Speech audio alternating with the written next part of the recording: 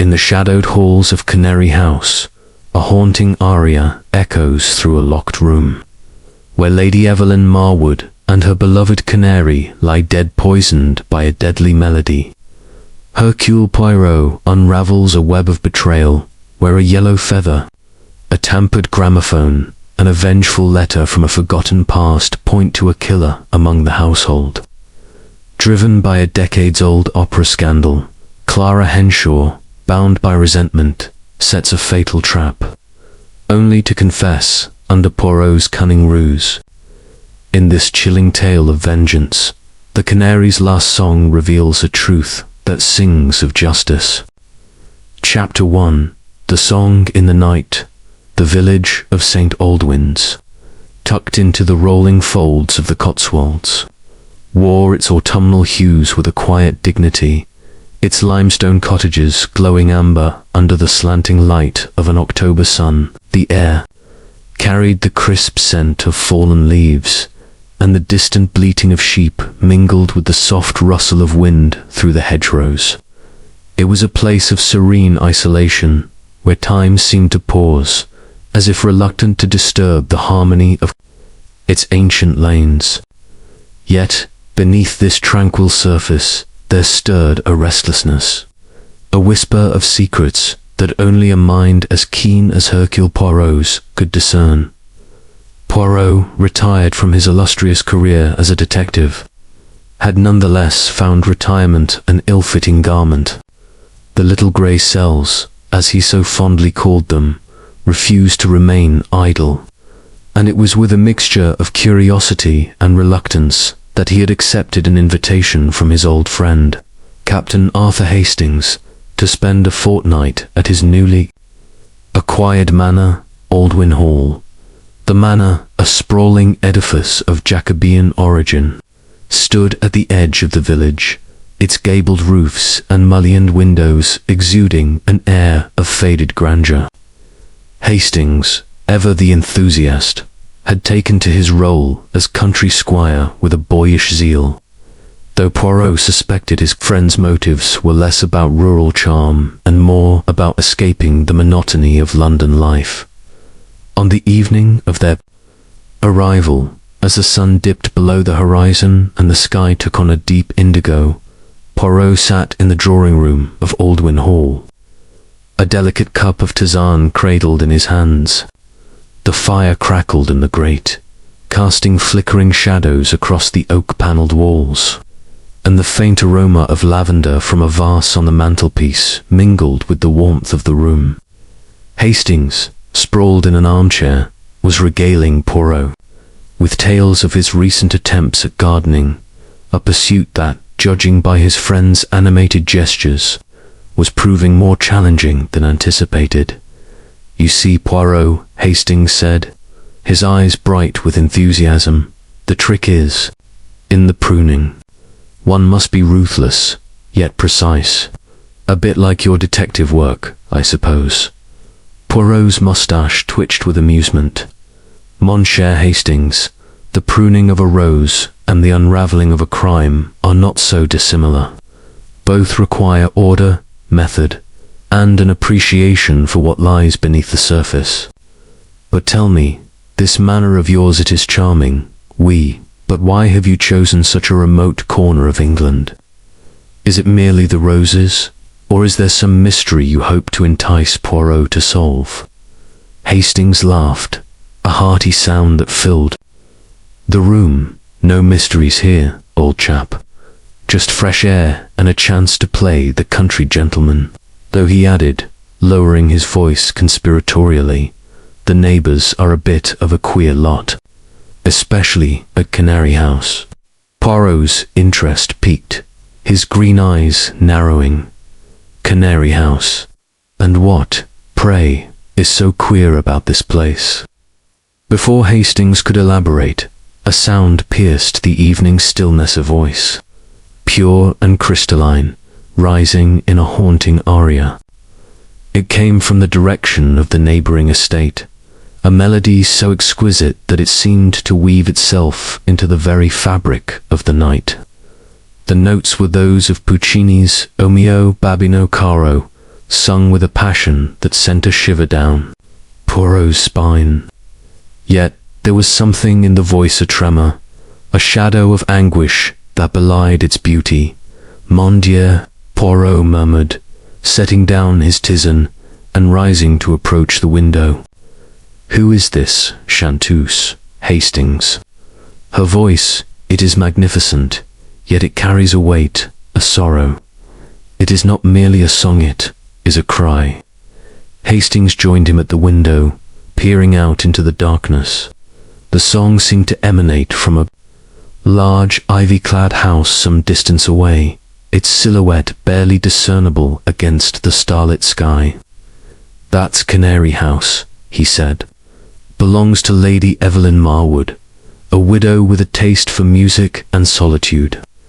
The villagers say she was once a great soprano, though she's not sung publicly in years. Keeps to herself, mostly, with that pet canary of hers. They say it sings with her, like a duet. Poirot's lips curved into a thoughtful smile. A canary that sings with its mistress. Most intriguing. And this Lady Evelyn, she lives alone. Not quite, Hastings replied. There's her nephew, Gerald Marwood, who visits, often stands to inherit, I hear. Then there's her companion, a Miss Clara Henshaw, a mousy sort of woman. The butler, Roland Finch, runs the place like a military operation. Oh, and there's a guest staying there now, a Dr. Victor Langley. Some sort of scientist, I think. Botany or poisons or something like that. Poirot's eyes gleamed at the mention of poisons, though he said nothing. He stood by the window, listening as the aria reached its crescendo, the notes soaring with an almost desperate intensity. Then, abruptly, the song broke off, replaced by a sharp, piercing scream that cut through the night like a blade. The sound was so sudden, so raw, that even accustomed to the darkest corners of human nature, felt a jolt of unease. "Good Lord, Poirot!" Hastings exclaimed, his face pulling. That wasn't a canary, that was a woman. Her hand tightened on the window frame. V8 Hastings, we must go to Canary House at once. That scream, it is not the sound of a performance. It is the sound of fear. The two men hurried into the night, their breath misting in the chilly air as they followed the gravel path that led from Aldwyn Hall to Canary House. The estate loomed ahead, its windows dark save for a single light glowing in an upper room. The silence that followed the scream was oppressive, as if the very night held its breath. Poirot's mind was already at work, cataloguing details. The timing of the scream, the abrupt end to the singing, the isolation of the house. His little grey cells hummed with anticipation. They reached the heavy oak door of Canary House, which creaked open at their knock to reveal Roland Finch, the butler, his face a mask of controlled alarm. He was a tall man with the erect posture of a former soldier, his grey hair neatly combed and his dark suit impeccable despite the late hour. "Captain Hastings," he said, his voice steady but strained. "And Hercule Poirot." Poirot introduced himself, his tone calm but commanding. "We heard a scream, monsieur. What has happened here?" Finch hesitated, his eyes darting toward the staircase. "It's Lady Evelyn, sir, I fear. Something is terribly wrong. She was in her music room, singing as she does every evening, and then, well, you heard it. I've sent for the doctor, but I haven't been able to get into the room. It's locked." "Locked?" Poirot's eyebrows rose. "And the key?" "With Lady Evelyn, sir. She always keeps it with her when she sings. No one is allowed to disturb her." Poirot exchanged a glance with Hastings, who was already fidgeting with impatience. "Lead us to this music room," Monsieur Poirot said. We must ascertain the situation at once. Finch led them up a grand staircase, its banisters carved with intricate floral motifs, and down a corridor lined with portraits of stern-faced ancestors. The air grew heavier as they approached the music room, a faint scent of jasmine mingling with something sharper, almost metallic. The door, a heavy slab of mahogany, stood resolute, its brass lock gleaming in the dim light of a single wall sconce. "Lady Evelyn," Finch called, knocking sharply. There was no response, only an eerie silence that seemed to pulse with unspoken dread. He turned to Poirot, his composure cracking. "I don't know what to do, sir. The door's solid, and the windows are bolted from the inside." I checked. Poirot's eyes scanned the door, noting its sturdy construction and the absence of any signs of tampering. "We must gain entry," he said. "Hastings, assist Monsieur Finch in finding something to break the lock. Time is of the essence." Hastings and Finch hurried off, returning moments later with a heavy iron poker from the drawing room. With a few well-placed blows, the lock gave way, and the door swung inward, revealing a scene that would linger in their minds long after the night had passed. The music room was a sanctuary of elegance, its walls adorned with gilt-framed mirrors and tapestries depicting pastoral scenes. A grand piano stood in one corner, its lid open, sheet music scattered across its surface as if caught in a sudden gust. A gramophone, its horn gleaming, occupied a rosewood table, and beside. Chapter 2. The locked room. The morning after the tragedy at Canary House dawned with a deceptive calm. The Cotswold sky, a pale, unblemished blue, as if unaware of the darkness that had unfolded in the night. Hercule Poirot, immaculate in his tailored suit and polished shoes, stood at the threshold of the music room, his sharp green eyes surveying the scene with the precision of a watchmaker. The air still held the faint scent of jasmine, now tinged with the acrid undertone of tragedy, and the silence was oppressive, broken only by the occasional creak of the old house settling into its grief. Captain Hastings, ever the loyal companion, hovered nearby, his face a mixture of concern and curiosity. "It's ghastly, Poirot," he said, his voice low. "Lady Evelyn dead in a locked room, and that poor Canary too. It's like something out of a Gothic novel. But how could it happen? The door was locked, the windows bolted, nobody could have got in." Poirot's mustache twitched, a sign that his mind was already at work, unraveling the threads of the impossible. "Monsieur Hastings," he said, his tone calm but tinged with a quiet intensity. "The locked room is not a barrier to the truth, but a challenge to the intellect. The door, the windows, the cafe are pieces of a puzzle, and each piece has its place. We must observe, we must think, and we must not assume that what appears impossible is truly so." Inspector Barrow, the local constable, joined them, his ruddy face set in a frown. He was a man of action, not accustomed to the subtleties of a case that defied logic. "I've seen some queer things in my time," he said, rubbing his chin, "but this beats all. The coroner's preliminary report says poison cyanide, most likely for both Lady Evelyn and the bird.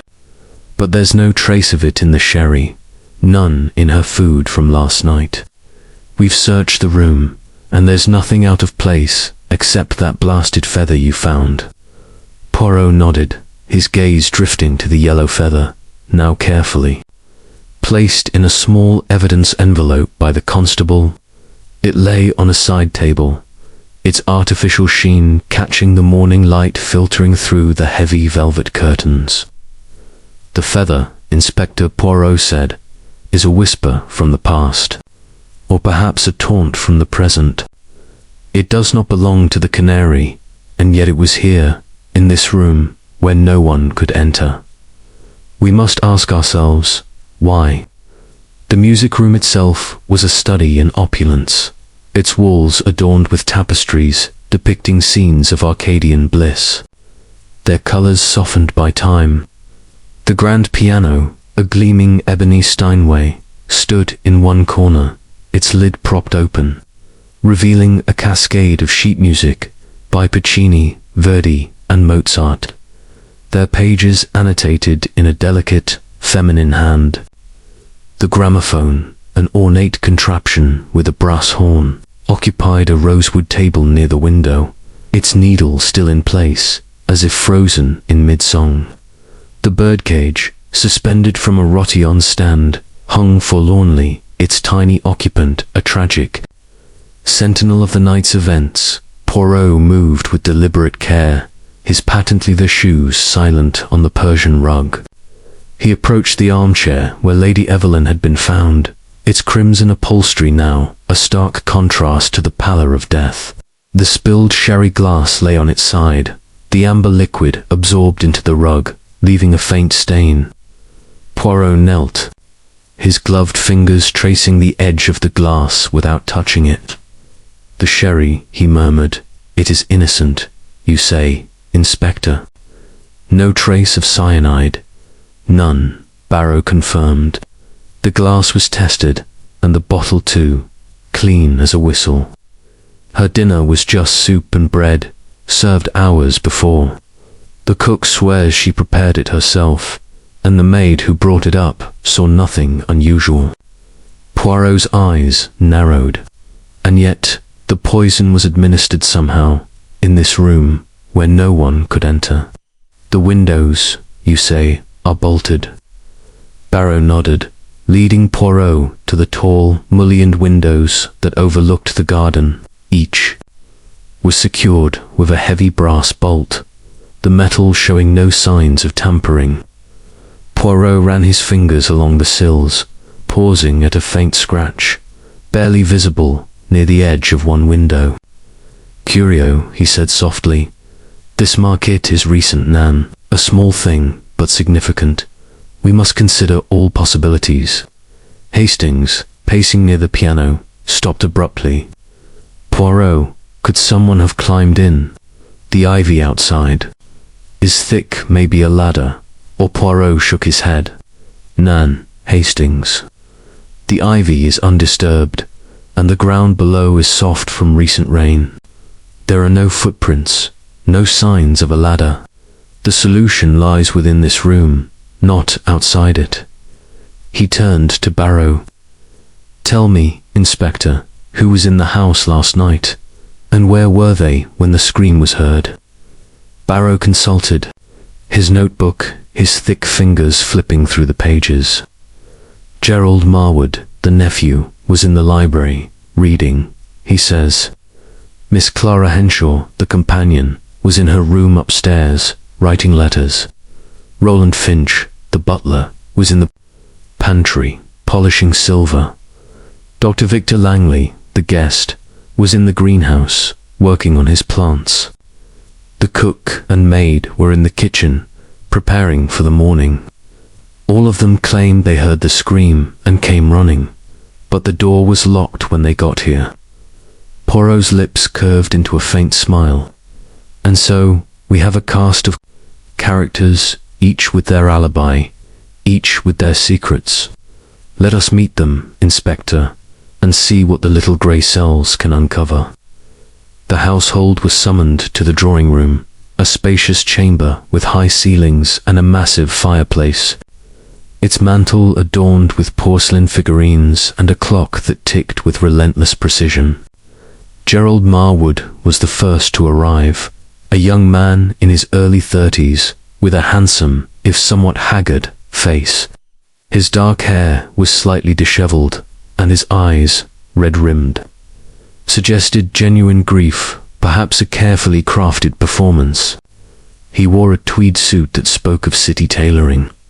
Now rumpled from a sleepless night, Mr. Marwood Poirot began, his voice smooth and disarming. You are the nephew of Lady Evelyn. Tell me, what was your aunt's state of mind in the days before her death? Gerald ran a hand through his hair, his voice unsteady. She was herself, I suppose. Aunt Evelyn was always a bit eccentric-loved. Her music, her canary, her solitude, but lately she seemed preoccupied. That letter she got yesterday morning, it upset her terribly. She wouldn't let me read it, just threw it into the fire. Poirot's eyes gleamed. A letter, you say? And what was its appearance? The paper, the handwriting. Gerald frowned, as if trying to recall. It was on heavy cream paper, I think. The handwriting was bold, almost angry, in black ink. She read it, went pale, and burned it without a word. Poirot nodded, filing the detail away. And your relationship with your aunt, monsieur? It was amicable. Gerald's jaw tightened. Of course, she was generous, though strict. I relied on her, financially, I admit. My business in London hasn't been doing well, but I'd never harm her. She was all I had. Next came Miss Clara Henshaw, a woman of indeterminate age, her thin frame swathed in a drab grey dress that seemed to blend into the shadows. Her eyes, sharp and wary, darted between Poirot and Barrow, and her hands twisted nervously in her lap. Miss Henshaw, Poirot said, his tone gentle but probing. You were Lady Evelyn's companion. You knew her habits, her fears. What can you tell me of this letter? Clara's lips pursed, as if reluctant to speak. I only saw it. Briefly, sir. She was agitated after reading it. Kept muttering about old ghosts. She said it was from someone she hadn't thought of in years. I begged her to tell me more, but she refused. She locked herself in the music room that evening, as she always did. And you heard nothing unusual before the scream? Poirot asked. Clara hesitated, her fingers tightening. She was singing. Louder than usual, almost defiantly. I thought I heard a thump, just before the scream, but I can't be sure. My room is down the hall. Roland Finch, the butler, was next, his military bearing intact despite the strain of the night. Beep! Answered Poirot's questions with precision, confirming that he had prepared the sherry tray himself, and that no one had tampered with it. Her ladyship was particular about her sherry, he said. Always the same brand, poured from a decanter I filled myself. I checked it last night. No smell, no residue. Poirot's gaze sharpened. And this gramophone, Monsieur Finch did. You touched it yesterday. Finch shook his head. Not beyond winding it, sir. Lady Evelyn liked to play her records in the evening. I set it up for her, as always, and left her to it. Finally, Dr. Victor Langley entered, a man of striking presence, with a lean, angular face and eyes that seemed to see more than they revealed. His tailored suit and polished manner suggested a man accustomed to moving in refined circles, yet there was a coolness to his demeanor that Poirot found intriguing. Dr. Langley, Poirot said, you are a toxicologist, Nan. You study poisons. Tell me, what brings you to Canary House? Langley smiled, a calculated gesture. Lady Evelyn invited me to study her collection of rare plants in the greenhouse. She had a passion for botany, particularly plants with unusual properties. I was cataloguing them for a paper I'm writing.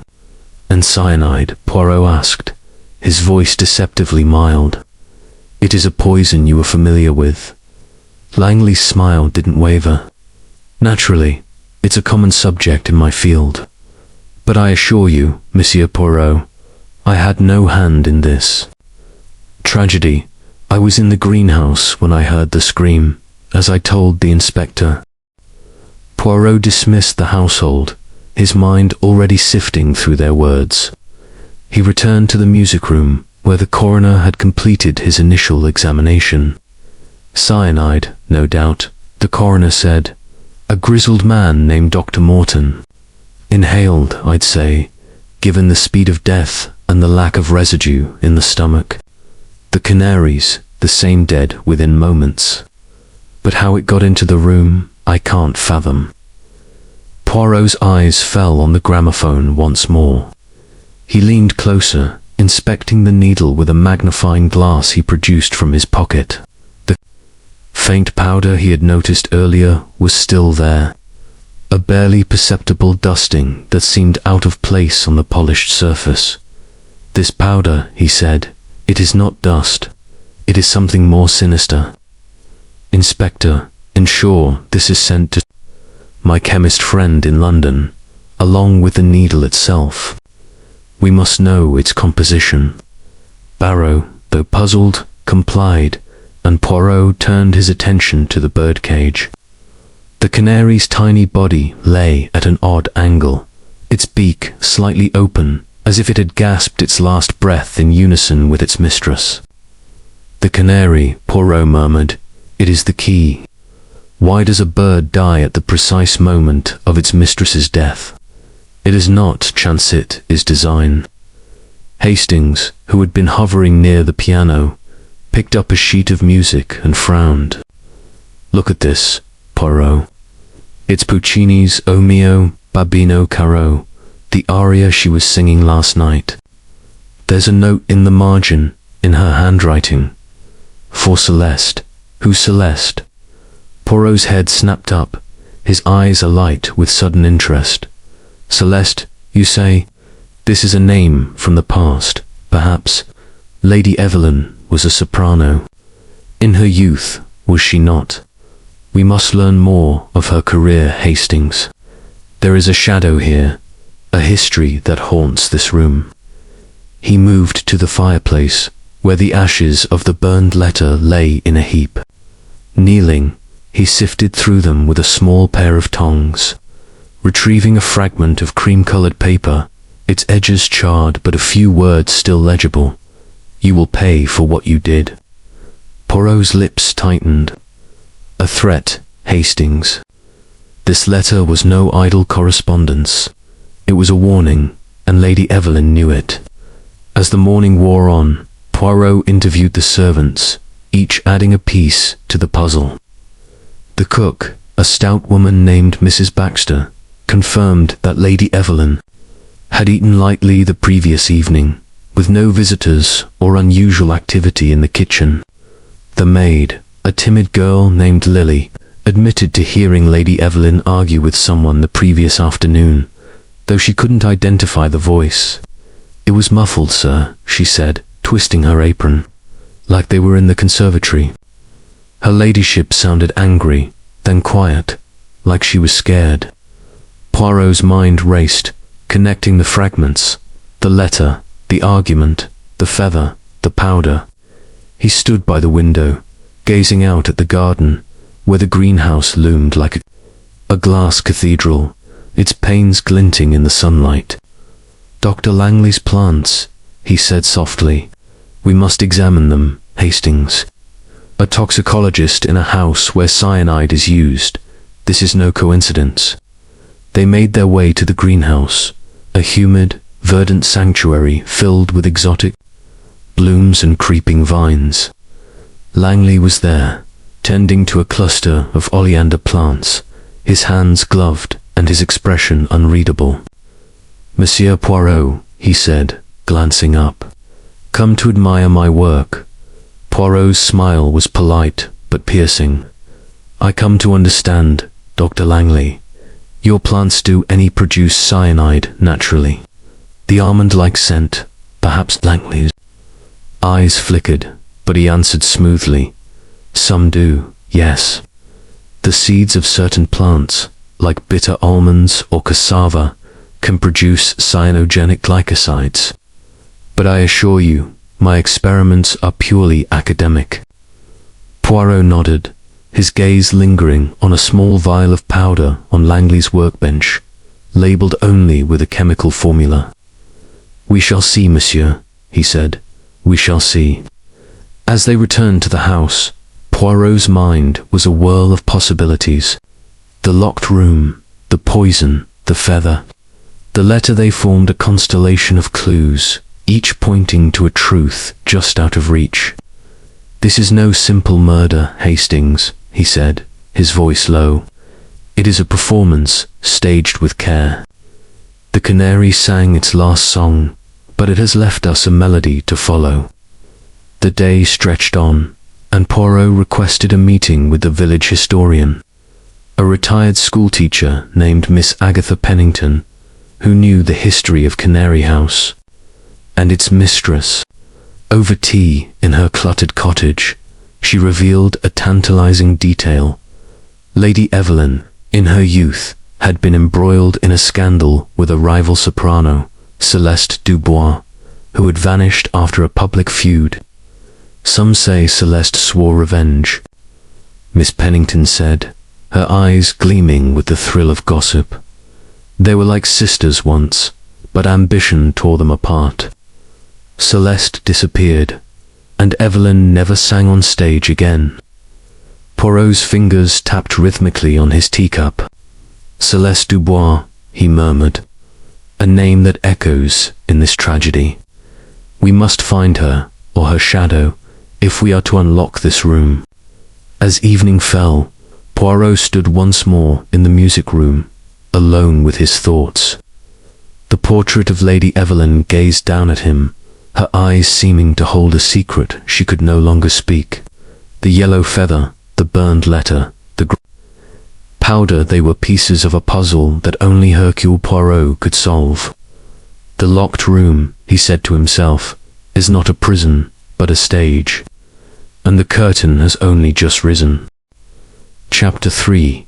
The household of Canary House.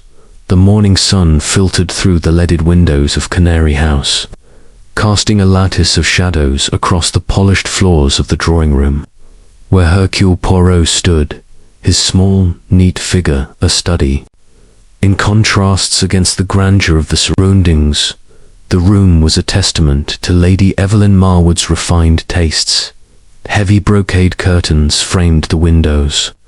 A chandelier glittered with crystal prisms, and a collection of porcelain figurines delicate. Shepherds and shepherdesses graced the mantelpiece, their painted smiles frozen in time. Yet beneath this veneer of elegance, there hung an air of unease, as if the house itself sensed the shadow of murder within its walls. Poirot, his hands clasped behind his back, paced slowly, his patent leather shoes clicking softly on the parquet.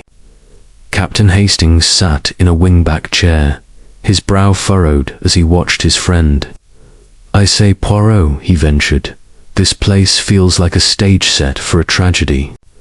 Everyone we've met so far seems, well, not quite right.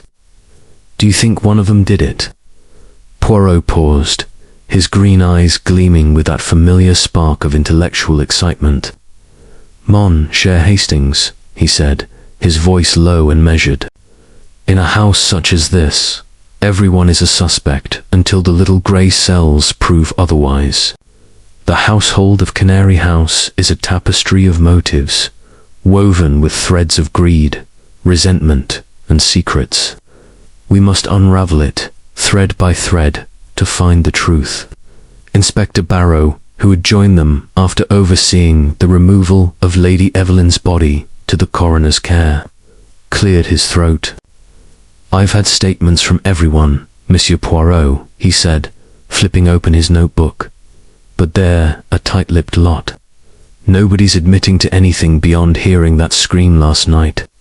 Still, I've got my eye on that nephew, Gerald Marwood. He stands to inherit a tidy sum, and his business is in trouble. Classic motive, if you ask me." Poirot's lips curved into a faint, enigmatic smile. "The motive, Inspector, is but one piece of the puzzle. We must also consider the means, the opportunity, and, most importantly, the psychology. Let us meet this household, one by one, and see what lies beneath their words. Bring them to me, s'il vous plaît. Barrow nodded, dispatching a constable to summon the residents of Canary House. As they waited, Poirot's gaze roamed the room, lingering on a small writing desk in the corner. Its surface cluttered with letters, an inkstand, and a silver paper knife shaped like a miniature sword. He approached it, his fingers hovering over a half-finished letter in Lady Evelyn's elegant script. The words were innocuous, a request for sheet music from a London supplier, but Poirot's eyes narrowed at a faint smudge of ink, as if the pen had been set down in haste. Curio, he murmured. Even in her final hours, she wrote. But what did she not write? The first to enter was Gerald Marwood, his handsome face etched with fatigue, his dark eyes shadowed by grief or perhaps guilt. He wore a navy blazer, slightly creased, and his tie was loosely knotted, as if he had dressed without care. He sank into a chair, his hands clasped tightly, and met Poirot's gaze with a mixture of defiance and despair. Monsieur Poirot, he said, his voice hoarse, I know what you must think. I'm the nephew, the heir, the one with the most to gain. But I swear I loved my aunt. I'd never harm her. Poirot inclined his head, his expression unreadable. Monsieur Marwood, let us speak plainly. Your aunt was a woman of wealth, and you, I understand, are a man in need. Your business in London, it struggles. Nan, tell me, what was your relationship with Lady Evelyn, truly? Gerald's jaw tightened, and he ran a hand through his dishevelled hair. It's true, my import business has been failing. Debts piling up, creditors at my door.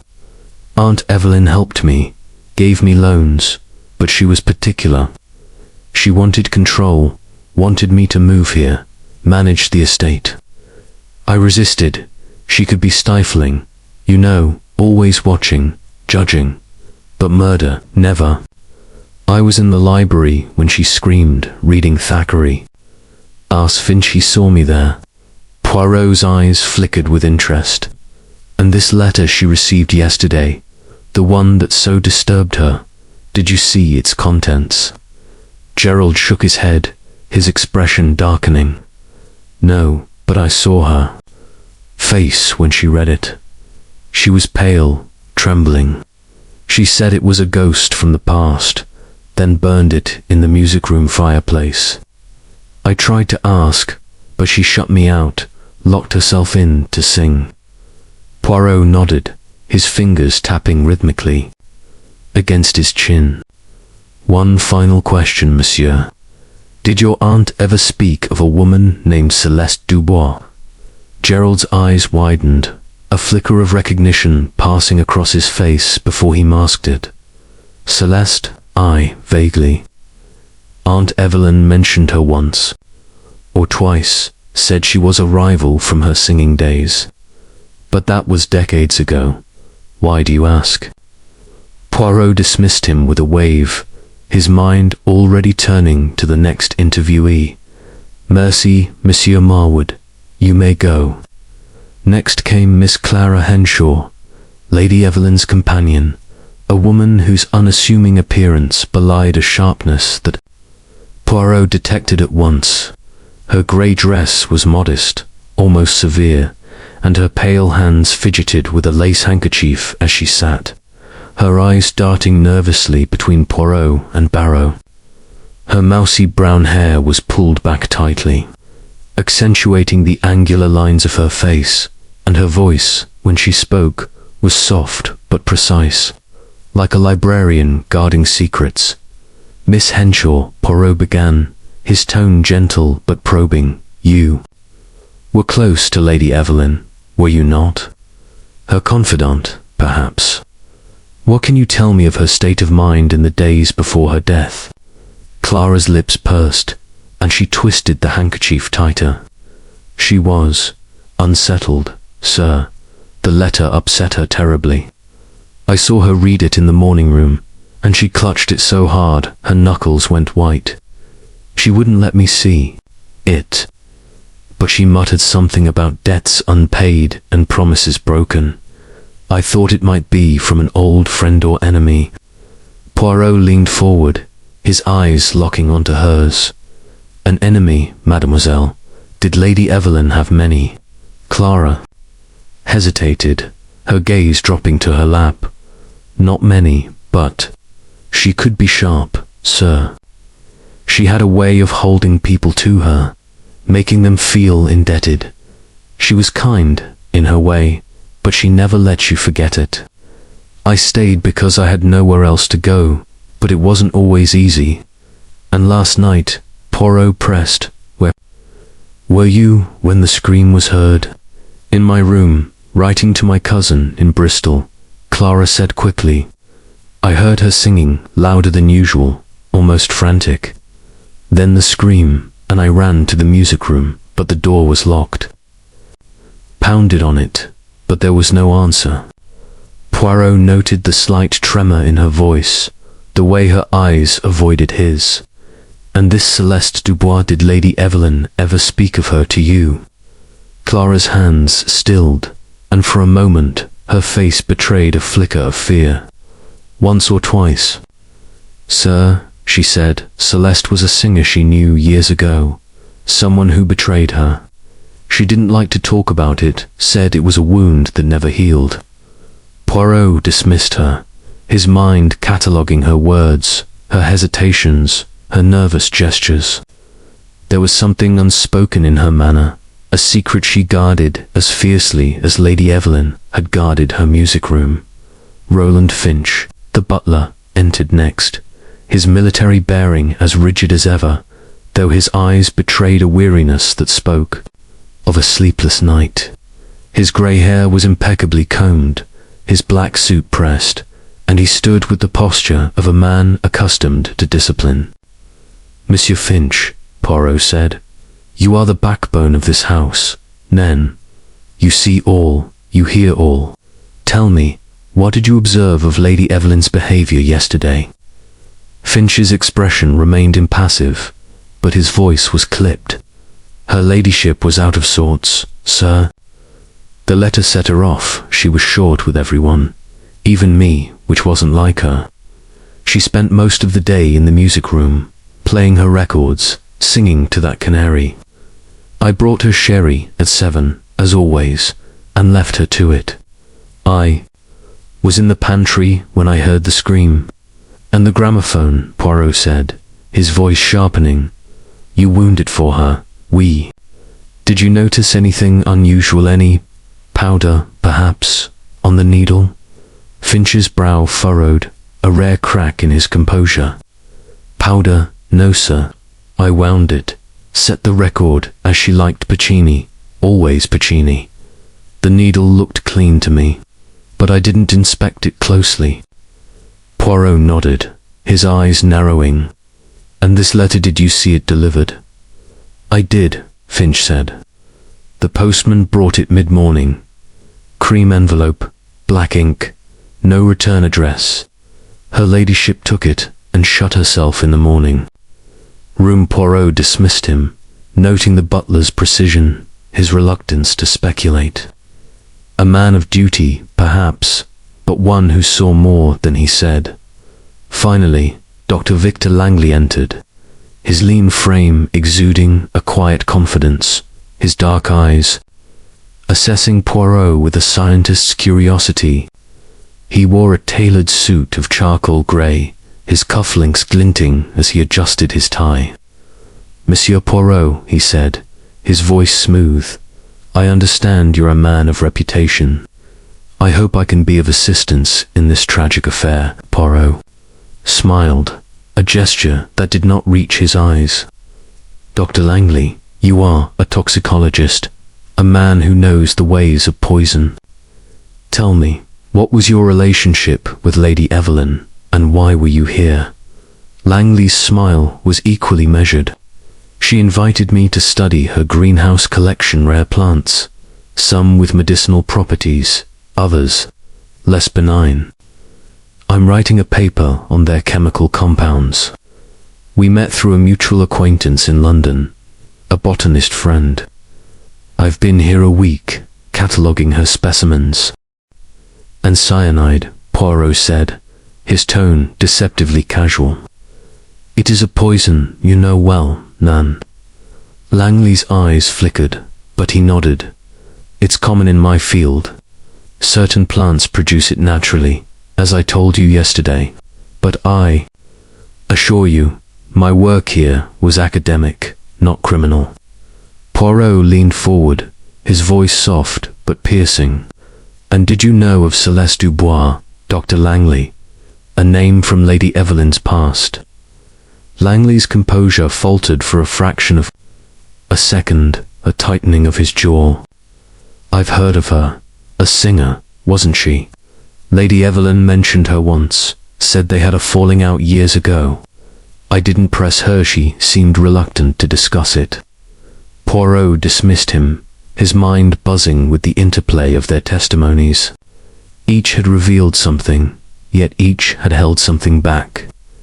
He turned to Hastings, who was scribbling notes in a small pad, his enthusiasm undimmed by the complexity of the case. What do you make of them, Poirot? Hastings asked. They all seem plausible, but there's something off, isn't there? Off, Hastings.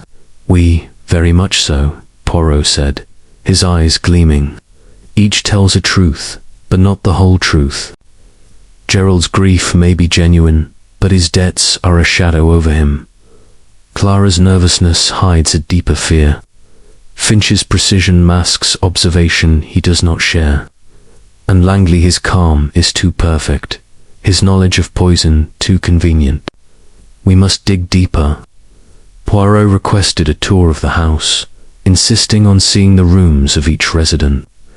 Gerald's room was cluttered with business ledgers, their pages filled with red ink and desperate calculations. Clara's was austere, with a single photograph of a stern-faced woman, her mother, perhaps, on the nightstand. Finch's quarters was Spartan, with a locked trunk that piqued Poirot's curiosity, though he did not comment. Langley's room, however, was a treasure trove, botanical journals, vials of plant extracts, and a notebook with meticulous diagrams of chemical structures, including one labeled amygdalin, a precursor to cyanide. Mon Dieu, Poirot murmured, examining the notebook. This man plays with dangerous toys, Hastings. But is he a murderer or merely a scholar? They moved to the conservatory, where Lady Evelyn's argument had been overheard. The room was a jungle of greenery, with orchids and ferns spilling over their pots, and a faint almond-like scent lingered in the air. Poirot's nose twitched, and he bent to examine a cluster of small, bitter-smelling seeds on a workbench. Cassava, he said softly, a source of cyanide, if processed correctly. And here, in Lady Evelyn's own conservatory, Hastings, ever eager, asked, "Do you think Langley used it, or someone else, to frame him?" Poirot's smile was enigmatic. "Patience, Hastings. The truth is like a fine wine, it requires time to breathe. But this scent, this seed, is another thread in our tapestry." Back in the drawing room, Poirot requested the servants' accounts of the previous day. Mrs. Baxter, the cook, a woman with a face as round as her scones, swore that no one had tampered with Lady Evelyn's food. Just soup and a bit of bread, she said, her hands flour-dusted from morning baking. I made it myself, and Lily took it up. Her ladyship ate alone, as always. Lily, the maid, was more forthcoming, her voice trembling as she recounted the argument in the conservatory.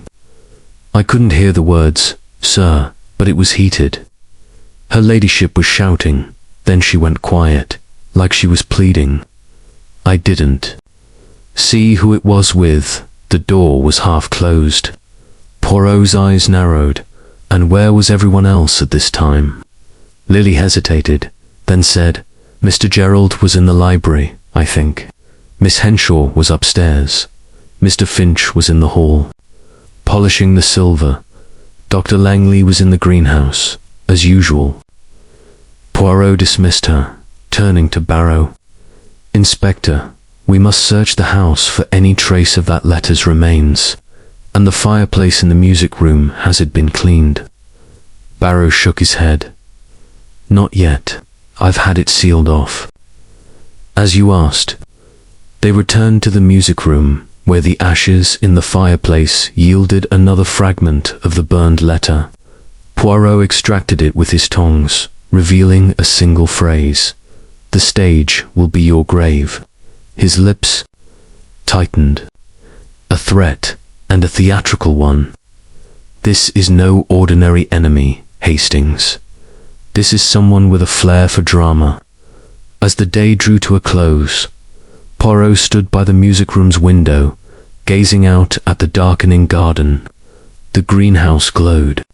Faintly in the distance, a beacon of secrets yet to be uncovered. The household of Canary House, he said softly, is a chorus of voices, each singing a different tune. But one of them is out of key, Hastings. We must find the discord before it strikes again. The investigation had only begun, but Poirot's mind was already weaving the clues into a pattern. The letter, the feather, the powder, the argument, the seeds.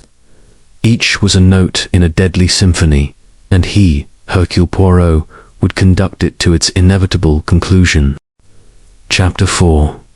The clue of the feather. The afternoon light filtered through the heavy curtains of Canary House, casting a golden glow across the music room where Hercule Poirot stood, his small, immaculate figure a beacon of order amidst the chaos of murder. The room, with its grand piano, ornate gramophone, and lifeless birdcage, seemed to hold its breath, as if waiting for Poirot to unlock its secrets. The yellow feather, that curious artifact found near Lady Evelyn Marwood's body, lay in a small evidence envelope on the rosewood table, its artificial sheen a silent challenge to the detective's intellect. Captain Hastings, ever the eager companion, stood by the fireplace, his hands thrust into his pockets, his brow creased with puzzlement. I say, Poirot, he said, his voice tinged with frustration, that feather's got me stumped. It's not from the Canary, you say, but what's it doing here, and in a locked room, no less? It's like a riddle wrapped in an enigma. Poirot's moustache twitched, a sign that his little grey cells were in full motion. Monsieur Hastings, he replied, his tone calm but laced with a quiet intensity. The feather is not a riddle, but a key. It is a message, deliberate or accidental, left by the murderer, or perhaps by the victim herself. We must understand its story, for it will lead us to the truth. Inspector Barrow, who had been supervising the constables as they catalogued the room's contents, approached, his notebook in hand. We've turned this place upside down, Monsieur Poirot, he said, his ruddy face etched with exasperation. No sign of how the cyanide got in here, no hidden passages, no tampered locks. The coroner's report is final cyanide inhaled, for both Lady Evelyn and the Canary. But the feather, I'm at a loss. Poirot's eyes gleamed as he picked up the evidence envelope, holding the feather to the light. Its hue was a pale, unnatural yellow, its texture coarse, unlike the delicate plumage of the canary. This, he said softly, is not a feather from a bird, Inspector. It is man-made, perhaps from a costume, a headdress, or a fan. It speaks of the stage, of performance, of a life Lady Evelyn left behind. We must discover its origin. He turned to the portrait of Lady Evelyn above the fireplace, a striking image of her in her youth, her dark hair adorned with a start, Poirot noted a cluster of yellow feathers, their shade identical to the one in his hand. "Mon Dieu," he murmured, "the past is not silent in this house. It sings, even now." Poirot requested the household be gathered once more, this time in the library, a cavernous room lined with leather-bound volumes and heavy oak furniture. The air was thick with the scent of old paper and wax polish, and a fire crackled in the grate, casting flickering shadows across the faces of the assembled suspects. Gerald Marwood, Clara Henshaw, Roland Finch, and Dr. Victor Langley sat in a semicircle, their expressions ranging from grief to guarded suspicion. Poirot stood before them, the feather held delicately between his gloved fingers, like a conductor wielding a baton. "Mise, Amos," he began, his voice clear and commanding. "This feather is a clue, a fragment of the truth. It was found in the music room, where Lady Evelyn met her end, and it does not belong to her canary. I ask you now who among you knows its significance. Speak, and let us bring light to this darkness." Gerald Marwood shifted uncomfortably, his hands clasped tightly. "I don't know anything about a feather," he said, his voice strained. "Aunt Evelyn had all sorts of relics from her singing days costumes, jewelry, props. She kept them in a trunk in the attic. Maybe it came." From there, Poirot's eyes narrowed. "A trunk, you say? And did you ever see its contents, Monsieur Marwood?" Gerald shook his head. "Not really. She was private about her past, said it was a life she'd left behind. But I know she kept mementos letters, photographs, things from her time on stage." Clara Henshaw, her face pale and her hands twisting, her ever-present handkerchief, spoke next, her voice barely above a whisper. "Lady Evelyn loved her old costumes. She'd sometimes take them out, hold them up to the light, as if remembering.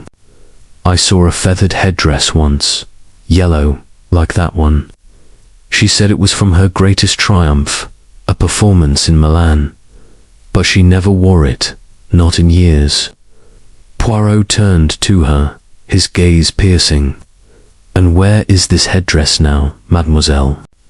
Henshaw Clara hesitated, her eyes darting to the floor. "In the attic, I suppose. She kept all her stage things locked away. She didn't like anyone touching them." Roland Finch, the butler, stood rigidly, his military demeanor unshaken. "I can confirm that, sir," he said. "Her ladyship's attic trunk was sacred to her. I dusted around it, but never opened it. If that feather came from there, someone must have taken it." Dr. Langley, his lean face composed, leaned back in his chair, his eyes fixed on the feather. "An interesting clue, Monsieur Poirot," he said, his voice smooth. "But surely a feather could have been brought in by accident, caught on someone's clothing, perhaps, or left by Lady Evelyn herself, reminiscing about her past." Poirot's smile was thin. "An accident, Dr. Langley. Nan, in a locked room, where a woman and her canary die by poison, there are no accidents. Every detail is deliberate. Tell me, did you ever see Lady Evelyn with such a feather?"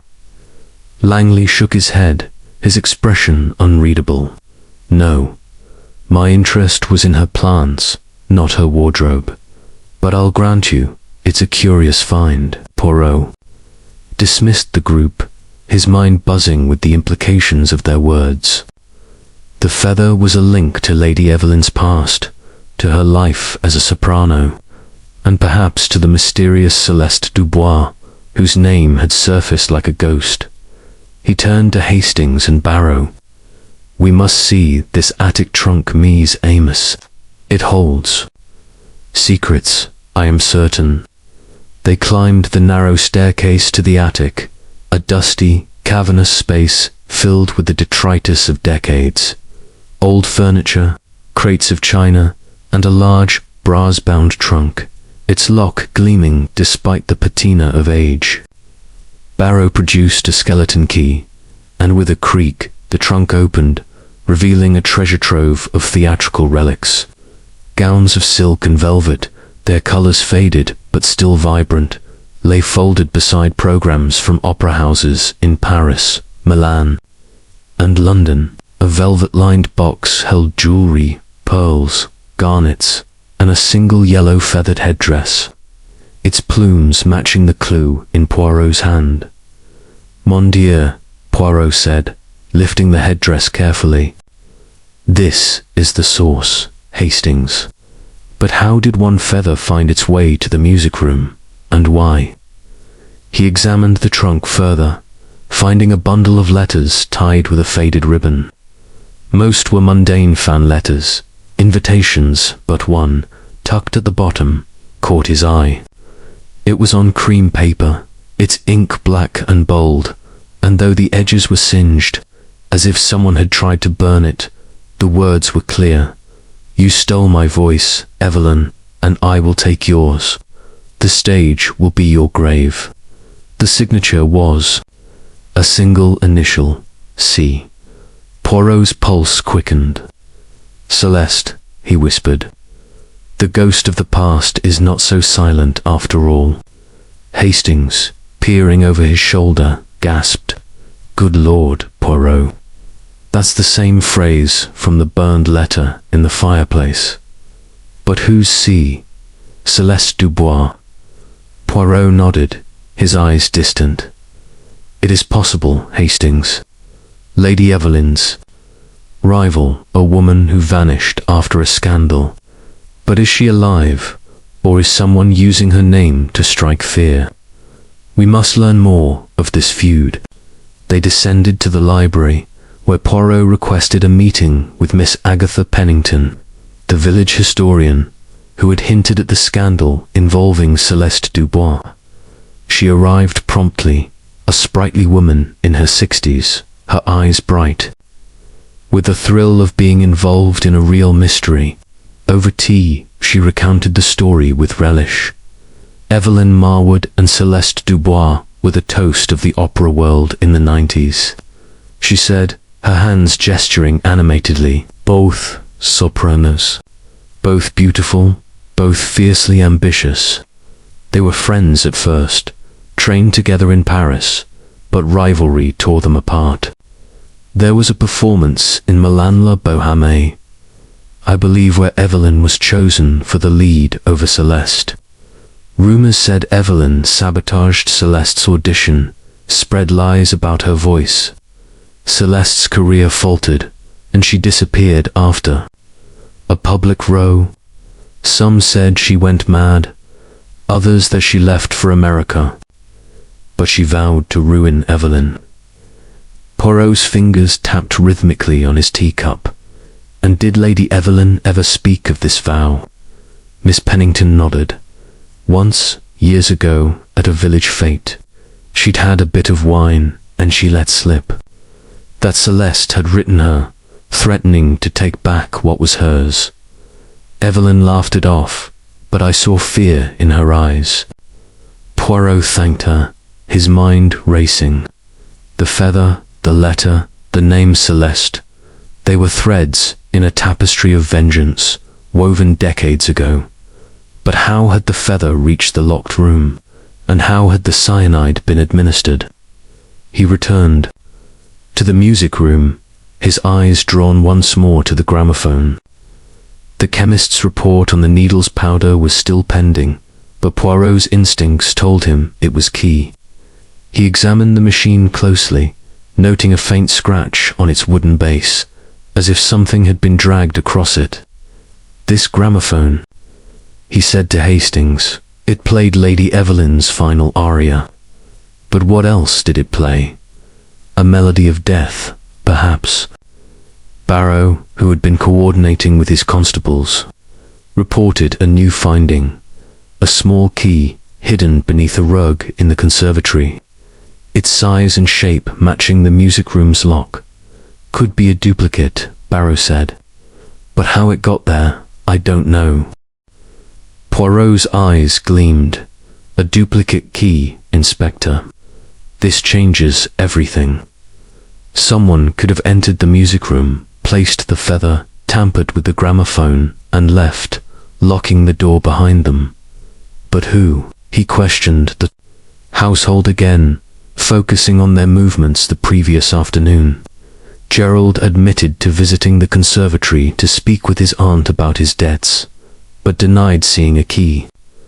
Clara claimed she'd been in her room, though her eyes flickered when asked about the conservatory. Finch said he'd been polishing silver in the hall, but admitted to passing through the conservatory to fetch a cloth. Langley, as always, was in the greenhouse, though he conceded he'd walked through the conservatory to reach it. Poirot's mind sifted through their alibis, searching for the crack in their stories. He requested a search of the conservatory, where the almond-like scent still lingered.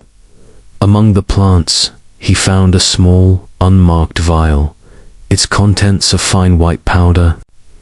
"This," he said, holding it up, "must also go to the chemist. If it is cyanide, we are closer to the truth." As evening fell, Poirot stood in the music room, the feather in his hand, the portrait of Lady Evelyn gazing down at him. "You left us a clue, madame," he said softly, "but was it yours or your killer's? The feather sings of your past, but it is the present that concerns Hercule Poirot." He turned to Hastings, who was watching with a mixture of awe and impatience. "What now, Poirot?" Hastings asked. "The feather, the key, the letterites, all pointing to this Celeste Dubois. But she's long gone, isn't she?" Poirot's smile was enigmatic. "Gone, Hastings. Perhaps, but her shadow looms over this house. The clue of the feather is a bridge between past and present, and we must cross it to find the murderer." The investigation deepened, each clue a note in a deadly symphony, and Poirot, with his unerring instinct, knew that the truth was within reach if only he could hear the right melody. Chapter 5. The Shadow of the Past. The late afternoon sun hung low over St. Aldwyn's, casting long shadows across the manicured lawns of Canary House, where the air seemed to hum with the weight of unspoken secrets. Inside, the grand hall echoed with the soft creak of ancient floorboards, and the portraits lining the walls gazed down with eyes that seemed to follow Hercule Poirot as he moved with his characteristic precision. His small, neat figure, clad in an immaculate suit, stood in stark contrast to the opulence of the house. Yet his presence commanded attention, a beacon of order in the chaos of murder. Captain Hastings, ever the faithful companion, trailed behind, his face a mixture of curiosity and unease. "I say, Poirot," he said, adjusting his tie nervously. "This business about Celeste Dubois, like chasing a ghost. Do you really think her shadow, as you put it, has something to do with Lady Evelyn's death? It's been decades since their feud." Poirot's mustache twitched, a sign that his little grey cells were weaving a complex tapestry of clues. "Mon cher Hastings," he replied, his voice low and deliberate, "the past is never truly past. It lingers, like a melody that echoes long after the song has ended. This Celeste Dubois, her name haunts this house, and her shadow falls across the feather, the letter, the poison. We must uncover her story to understand the present."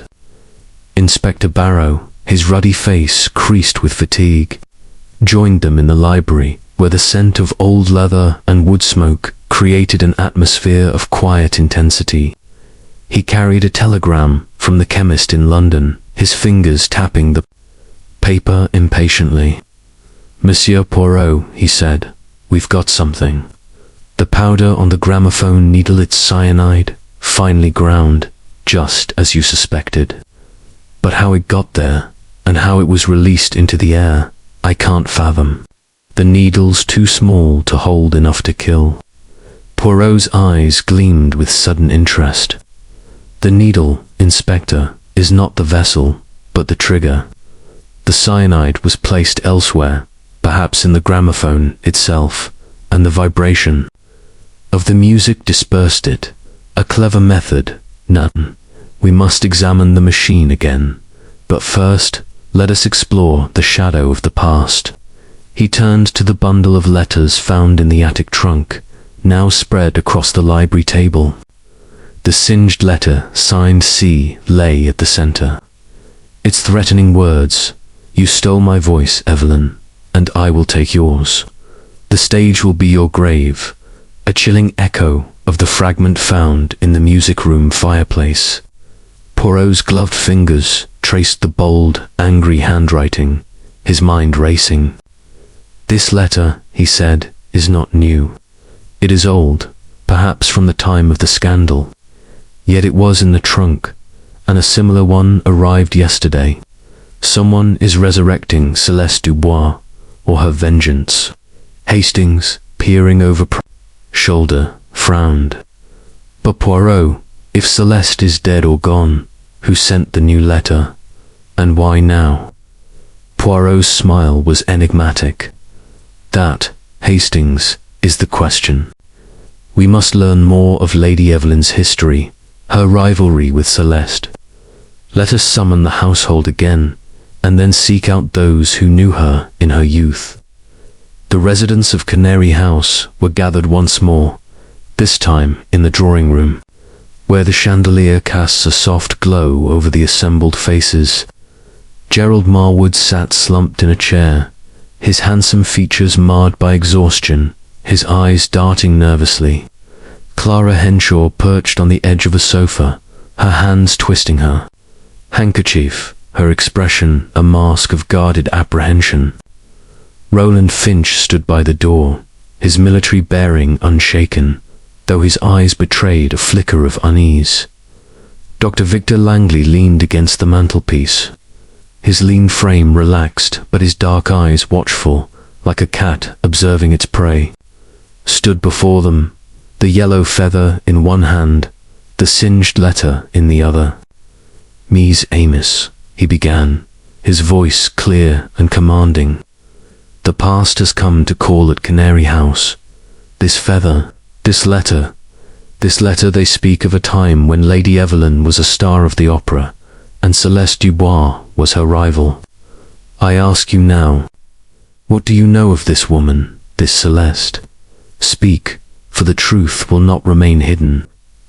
Gerald Marwood cleared his throat, his voice unsteady. "I told you, Monsieur Poirot, Aunt Evelyn rarely spoke of her. She said Celeste was a friend, who became an enemy, someone who envied her success. There was a Story Village gossip, rarely, that Celeste blamed Aunt Evelyn for ruining her career. But that was before I was born. I don't know more." Poirot's gaze turned to Clara Henshaw, whose hands tightened around her handkerchief. "Mademoiselle Henshaw, you were Lady Evelyn's confidant. Did she share her memories of Celeste Dubois with you?" Clara's eyes flickered, and she swallowed hard. "She mentioned her a few times, sir. Said Celeste was brilliant but unstable, prone to fits of temper. There was an incident in Milan, a performance where Celeste was humiliated. Evelyn got the role of Mimi in La Bohème, and Celeste was relegated to a minor part. Evelyn said Celeste never forgave her, swore she'd make her pay. But that was 30 years ago." Poirot nodded, his eyes never leaving her face. "And did Lady Evelyn fear this vow of vengeance?" Clara hesitated, her voice dropping to a whisper. "Sometimes, sir, especially after that letter arrived yesterday. She said it was like Celeste's voice, speaking from the grave. She burned it, but I saw her hands shaking." Roland Finch, when questioned, offered little. Her ladyship kept Her past private. Sir, he said, his tone clipped. I heard her mention Celeste once, years ago, when a new opera record arrived. She said it reminded her of better days before the betrayal. I didn't ask questions. It wasn't my place. Dr. Langley, his expression cool and composed, leaned forward. I'm afraid I know little of this Celeste Dubois, monsieur. Poirot, Lady Evelyn spoke of her only once, when I remarked on a photograph in the music room, young woman in a feathered headdress, much like the one you found. She said it was from her Milan triumph, but her tone was bitter, as if the memory pained her. Poirot's eyes narrowed. A photograph, you say? Where is it now? Langley frowned, as if caught off guard. I don't know. It was on the music room table last week, but I haven't seen it since. Poirot dismissed the group, his mind alight with possibilities. The photograph, the feather, the letter, they were pieces of a puzzle rooted in Lady Evelyn's past. And Celeste Dubois was at its heart. He requested a thorough search of the music room for the missing photograph, and a constable soon returned with a small, gilt-framed picture, found tucked behind a tapestry. It showed two young women in opera costumes, one with dark hair adorned with yellow feathers of Alenand, the other a striking blonde, her eyes fierce and defiant. On the back, in faded ink, was written, Evelyn and Celeste, Paris. 1895. Mon Dieu, Poirot murmured, studying the image. The shadow of the past grows clearer. But is Celeste herself the murderer, or is someone wielding her name like a weapon? He decided to seek out more information about Celeste Dubois, beginning with a visit to the village postmaster, Mr. Edwin Glover, a wiry man with a penchant for gossip, in his cluttered office, surrounded by stacks of letters and parcels. Glover confirmed that the mysterious letter had arrived with the morning post, its envelope bearing no return address. It was odd, sir, he said, scratching his head. The postmark was London, but the handwriting was shaky, like someone trying to disguise it. I handed it to Finch myself. Poirot's interest sharpened. And did you notice anything else about the post that day? Any other letters for Lady Evelyn? Glover shook his head. Just the one, sir. She didn't get much mail, truth be told. Kept to herself, she did. Next, Poirot and Hastings visited the local newspaper archive, housed in a dusty attic above. The village hall. There, among yellowed clippings, they found articles about Evelyn Marwood's opera career, her rise to fame, and the scandal that ended it. One headline, from an 1896 edition of the Times, read, Soprano sensation Marwood shines in Milan, rival Dubois, disgraced. The article detailed how Celeste Dubois, expected to take the lead in La Bohème, had faltered during rehearsals, her voice cracking under pressure. Rumors swirled that Evelyn had spread tales of Celeste's instability, securing the role for herself. Celeste vanished soon after, her career in ruins. Another clipping, from a Parisian gossip rag, hinted at a darker story. Celeste had been seen arguing with Evelyn backstage, accusing her of sabotage. A witness claimed Celeste had thrown a feathered headdress at Evelyn's feet, vowing to make her pay. The headdress, the article noted, was yellow, a signature piece from Celeste's wardrobe. Poirot's pulse quickened. The feather, he said to Hastings, it is not just a clue, it is a symbol of betrayal. But who placed it in the music room? And why now, after so many years? Back at Canary House, Poirot requested a private interview with each suspect, beginning with Gerald Marwood. In the privacy of the morning room, Gerald admitted to knowing more about the scandal than he'd let on. Aunt Evelyn told me once, when I was a boy, he said, his voice low. She said she didn't mean to hurt Celeste, but the opera world was ruthless. She admitted to spreading a rumor about Celeste's nerves, but swore it was true. She felt guilty, I think, but she never spoke to Celeste again. Poirot's eyes narrowed. And did you ever see this Celeste, or hear from her? Gerald shook his head. No, she was a ghost to me, just a story. But that letter yet scared Aunt Evelyn. She said it was like Celeste had come back. Clara Henshaw, when questioned, revealed a surprising detail. I found a note once, years ago, in Lady Evelyn's desk, she said, her voice trembling. It was from Celeste, written after the scandal. It said, "You'll never sing without hearing my voice." I showed it to her, and she tore it up, told me never to mention it. But I think she was afraid Celeste was still out there. Finch, ever reserved, offered little new, though he admitted to overhearing Lady Evelyn on the telephone a week earlier, speaking heatedly about someone from the old days. He hadn't caught the name, but her tone was one of fear and defiance. Dr. Langley, when pressed, revealed a startling connection. Celeste Dubois was my mother's cousin, he said, his voice steady but his eyes guarded. I never met her. She disappeared before I was born. But my mother spoke of her, said she was wronged by Evelyn Marwood. I didn't come here for revenge, Monsieur Poirot. My work is with plants, not vendettas. Poirot's gaze was piercing.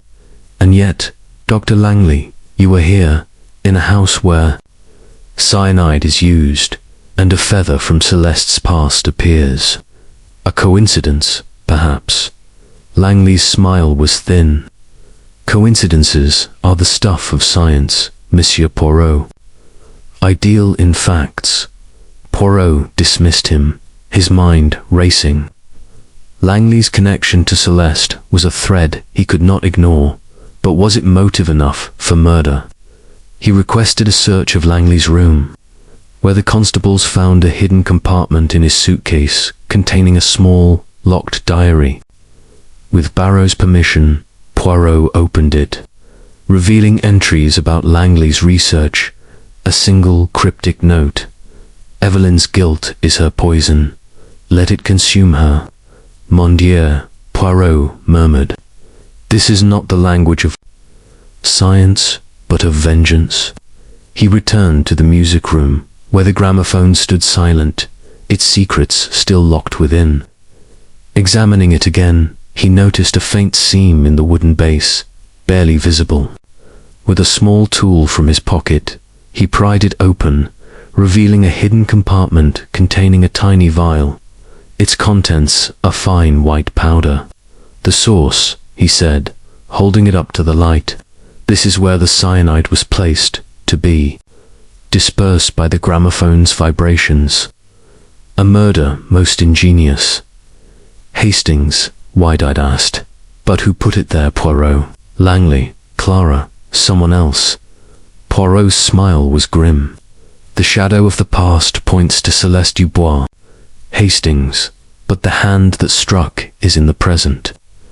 We must find the connection between the old feud and this new crime. As night fell, Poirot stood by the music room window, the yellow feather in his hand, the portrait of Evelyn and Celeste gazing down at him. You were friends once, he said softly, and enemies ever after, but whose voice sings now in this house of death? The investigation deepened, the clues piling like notes in a deadly score. And Poirot knew that the truth was close. Only he could decipher the melody of the past. Chapter 6. The gramophone's secret, the twilight-draped Canary house in a velvet cloak. Its shadows lengthening across the stone walls as the Cotswold evening settled into a hushed stillness. Inside the music room, where Lady Evelyn Marwood had met her tragic end, Hercule Poirot stood before the gramophone, its brass horn gleaming faintly in the lamplight. The machine, an elegant relic of a bygone era, seemed to hold court in the room, its presence both commanding and enigmatic. The air was heavy with the scent of polished wood and the lingering trace of jasmine. But beneath it, Poirot detected a sharper note, a whisper of the cyanide that had claimed both woman and bird. Captain Hastings, his face etched with a mixture of awe and impatience, hovered nearby, his hands clasped behind his back. "I say, Poirot," he said, his voice tinged with excitement, "that gramophone's a queer thing, isn't it? You're sure the cyanide came from it? It's just a music player, after all." Poirot's mustache twitched, a sign that his little grey cells were humming with purpose.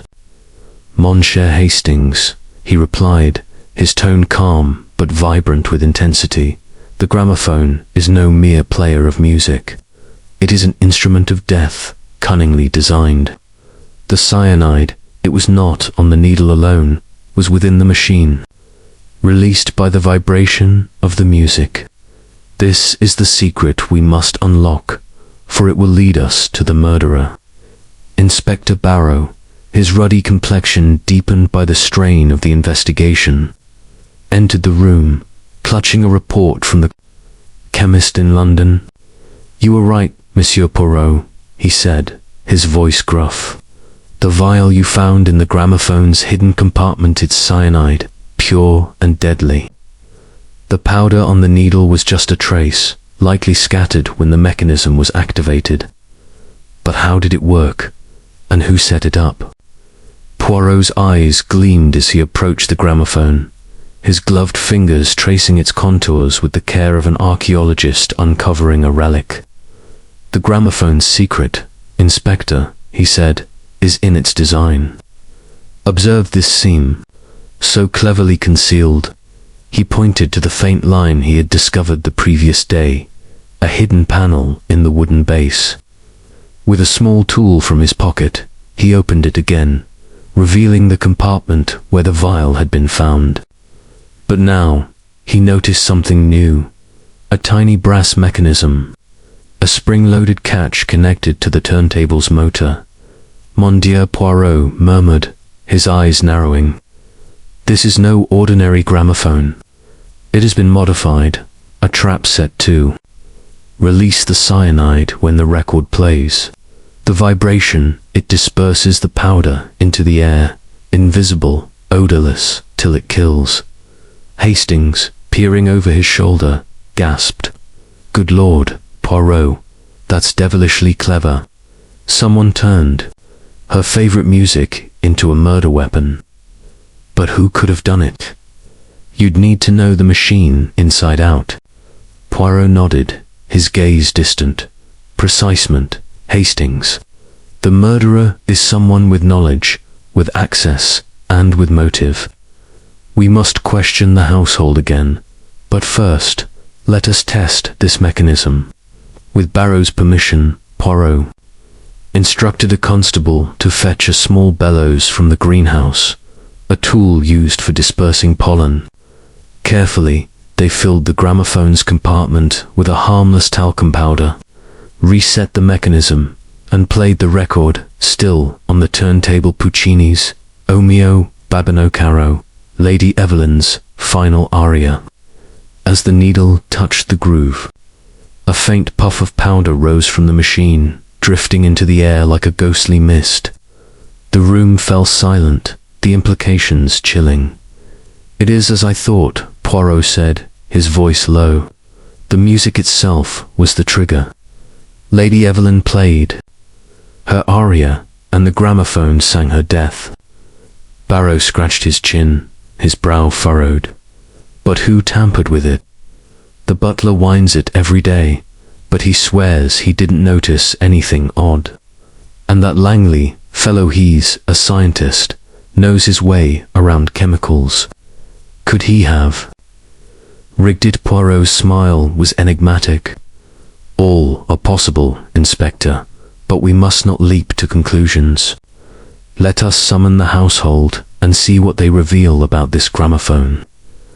The residents of Canary House gathered in the drawing room, their faces a gallery of tension and suspicion. Gerald Marwood sat with his head in his hands, his eyes red from lack of sleep. Clara Henshaw clutched her handkerchief, her thin frame trembling slightly. Roland Finch stood by the door, his military posture rigid but his expression guarded. Dr. Victor Langley leaned against a bookcase, his dark eyes watchful, a faint smile playing on his lips. Poirot held up the gramophone's vial, now safely sealed in an evidence bag. "Mies Amos," he said, his voice clear and commanding, "the secret of Lady Evelyn's death lies in this gramophone. It was tampered with, a mechanism added to release cyanide when the music played. Who among you has the skill, the opportunity, to create such a device?" Gerald Marwood looked up, his face pale. "I don't know anything about machines, Monsieur Poirot," he said, his voice hoarse. "I barely touched the gramophone, and Evelyn was particular about it.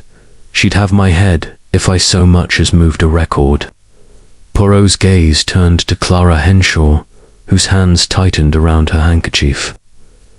"Mademoiselle Henshaw, you were close to Lady Evelyn. Did you ever assist with the gramophone, perhaps clean it or handle its records?" Clara shook her head, her eyes wide. "No, sir. I dusted the room, but she never let me touch the gramophone. She said it was delicate, that only she and Finch understood it. I did see her tinkering with it once, a few weeks ago, but she shooed me away." Poirot's eyes narrowed. "Tinkering, you say? What was she doing?" Clara hesitated, her voice dropping. "She had a screwdriver, was poking at the base. I thought she was fixing a wobble. She complained it wasn't spinning smoothly, but I didn't see more." Roland Finch, when questioned, maintained his composure. "I wound the gramophone daily, sir, as part of my duties," he said, his tone clipped.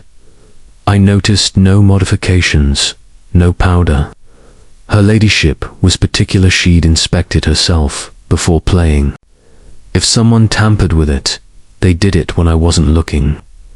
Poirot turned to Dr. Langley, whose calm demeanor seemed almost too perfect.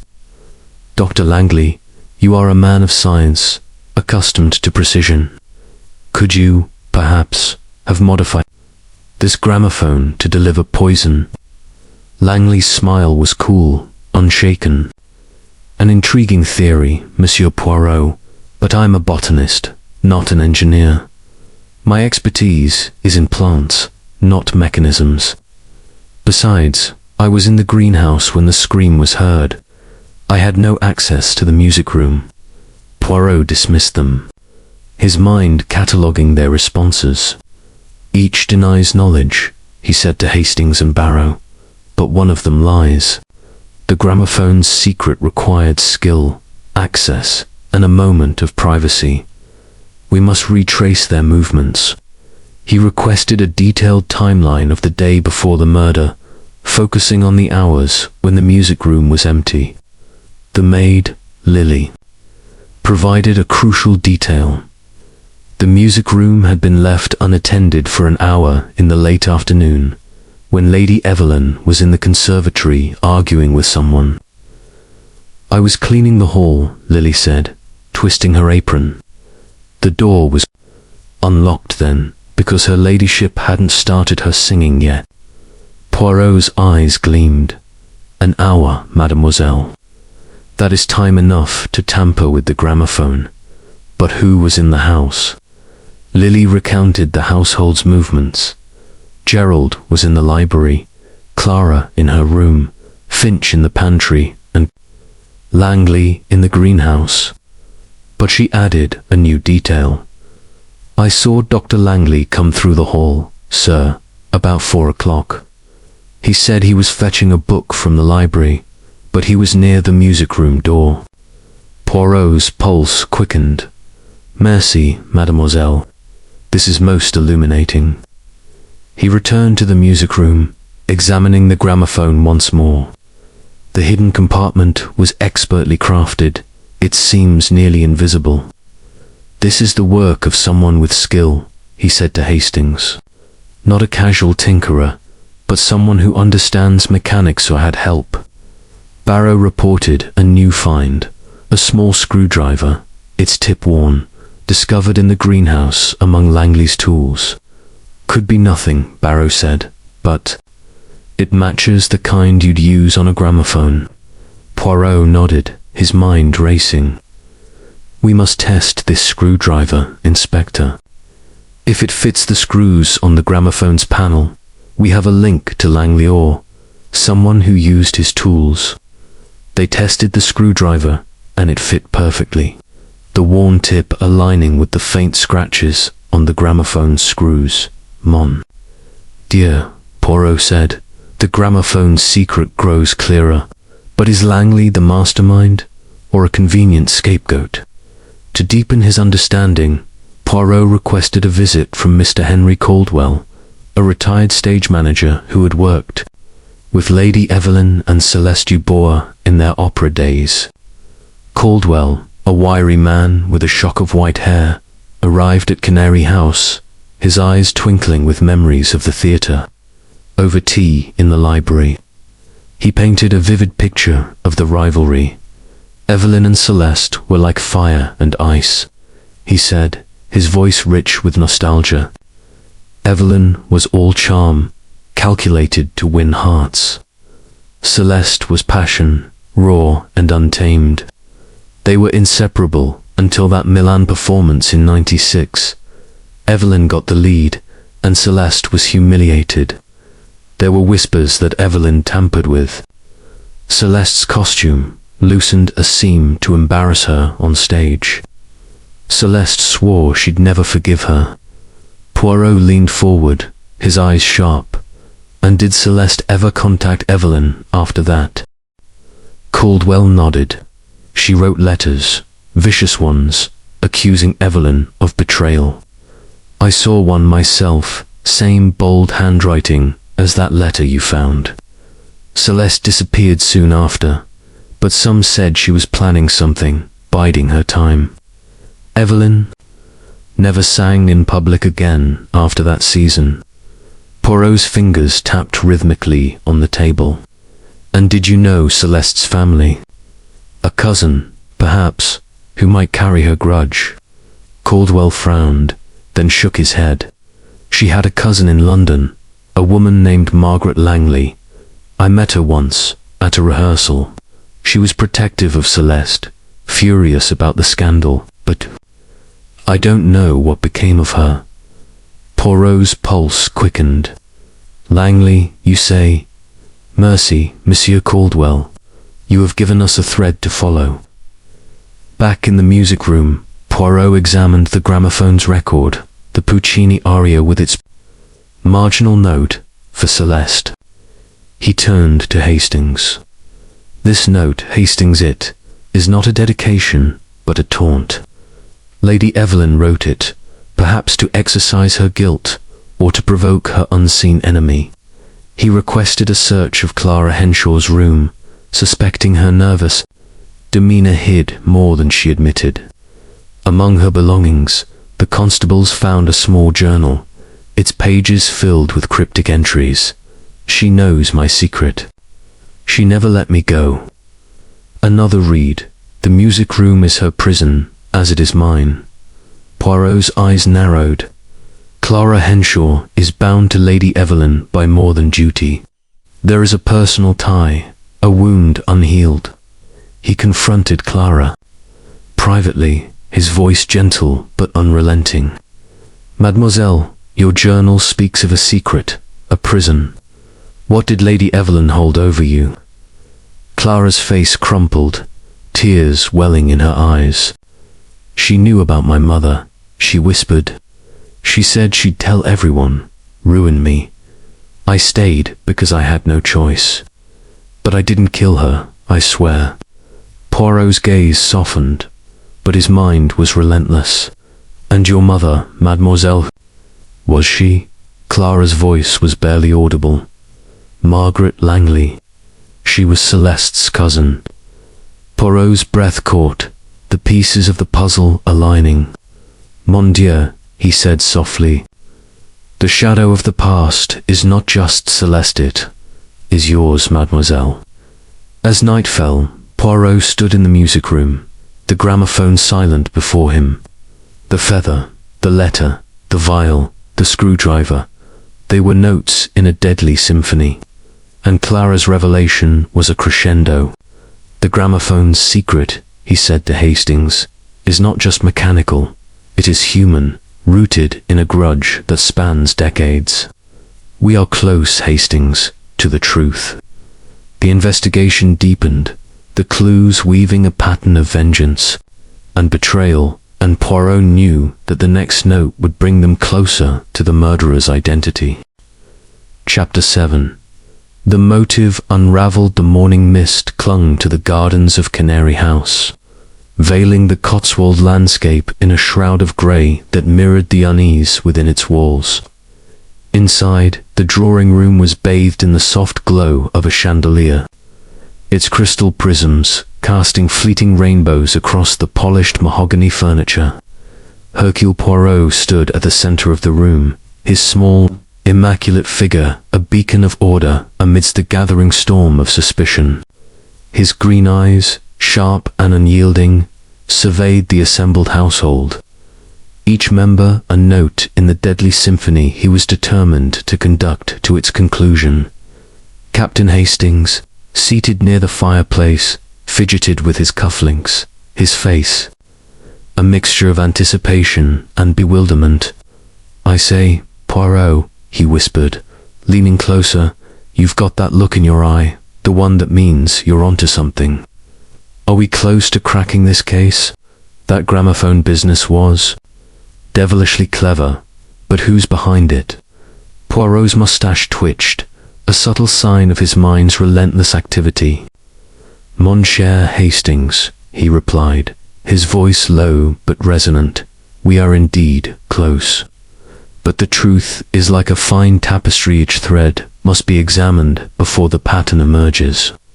The gramophone's secret has revealed the method, but the motive, this is the heart of the crime. Today, we unravel it." Inspector Barrow, his notebook clutched tightly, stood by the door, his ruddy face etched with determination. "We've got the chemist's confirmation on the vial from the gramophone, Monsieur Poirot," he said, his tone gruff but respectful. "Pure cyanide, enough to kill a dozen people if dispersed properly.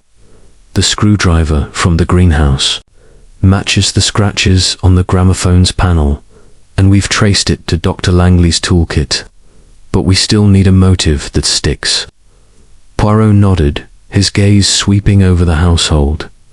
Gerald Marwood slumped in a chair, his handsome face shadowed by exhaustion.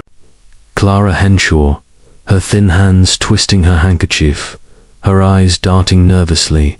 Roland Finch, standing rigidly, his military bearing unshaken. And Dr. Victor Langley, leaning against the mantelpiece, his cool demeanor a stark contrast to the tension in the room. Each was a suspect, each a potential murderer, and Poirot's task was to discern the truth hidden in their words and silences. "Mies Amos," Poirot began, his voice clear and commanding. "The murder of Lady Evelyn Marwood was no act of impulse. It was a performance, meticulously planned, with the gramophone as its deadly instrument. The cyanide was released by the music she loved, a cruel irony. But why? Why did someone wish her dead? Let us examine the motives, for in them lies the key to this crime." He turned to Gerald Marwood, whose hands clenched at the mention of motive.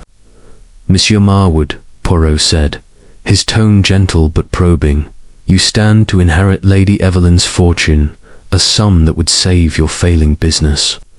Your debts are considerable, are they not? Did you see her death as a solution to your troubles?" Gerald's face flushed, his eyes flashing with indignation. "That's unfair, Monsieur Poirot. Yes, my business is struggling. Import tariffs, bad investments, you name it. Aunt Evelyn loaned me money, but she was strict, always lecturing me about responsibility. I argued with her about it, I admit, but murder, I'd never harm her. She was family, the only one who cared." Poirot's eyes narrowed, noting the tremor in Gerald's voice. "And yet, monsieur, you were in the house when the gramophone was tampered with. You had access to the music room during that unguarded hour in the afternoon. Did you, perhaps, see an opportunity?" Gerald shook his head vehemently. "I was in the library, reading. Finch saw me there. Ask him. I didn't go near the music room until I heard the scream." Poirot turned to Clara Henshaw, whose nervous fidgeting intensified under his gaze. "Mademoiselle Henshaw," he said, "you have revealed a secret that your mother was Margaret Langley, cousin to Celeste Dubois. Lady Evelyn knew this and held it over you, did she not? A secret that could ruin your reputation, keep you bound to her service. Did this resentment drive you to act?" Clara's face paled, her hands trembling as she clutched her handkerchief. "She was cruel sometimes, sir," she whispered. "She'd taunt me, say I'd never escape her, that my mother's shame was mine. But I stayed because I had nowhere else to go. I didn't kill High, couldn't. I was in my room, writing letters, when she screamed."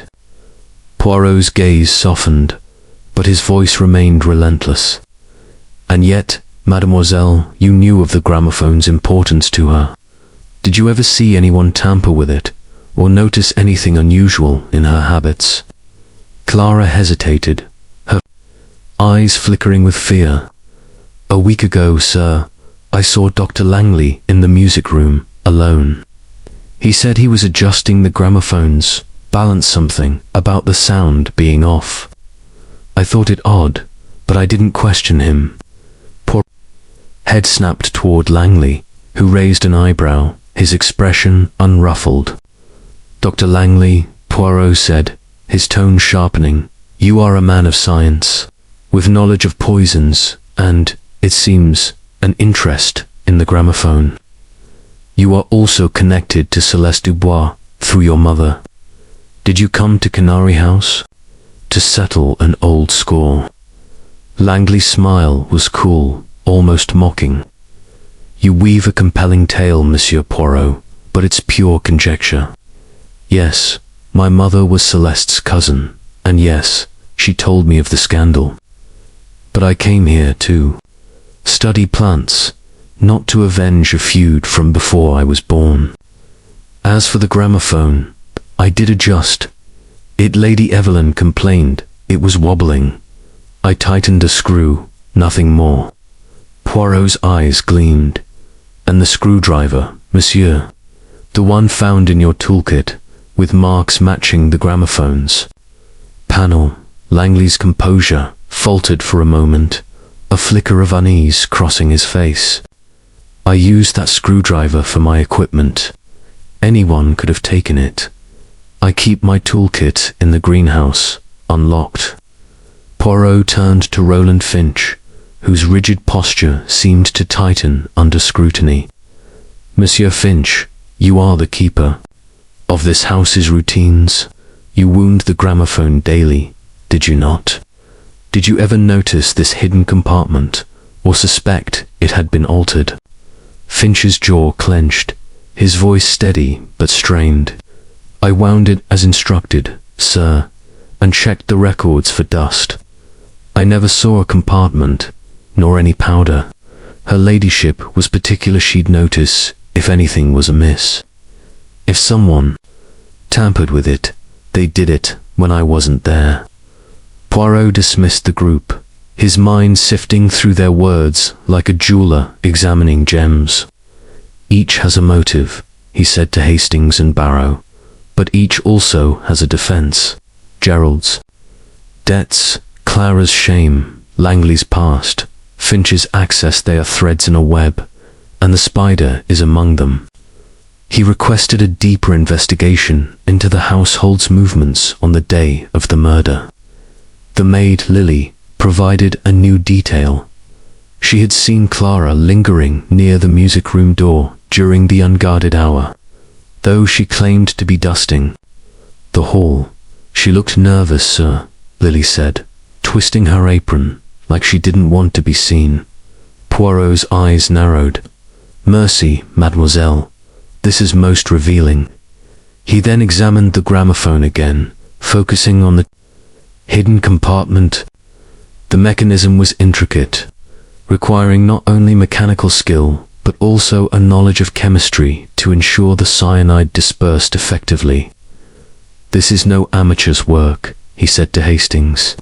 It required planning, precision, and a moment of opportunity. Barrow reported a new find. A pair of gloves, stained with a faint white powder, discovered in a laundry basket in the servants' quarters. They're small, Barrow said, like a woman's. Could be Clara's, or even the maid's. Poirot examined the gloves, noting their delicate size and the faint almond-like scent of the powder. Cyanide, he said softly. These were used to handle the poison, but whose hands wore them?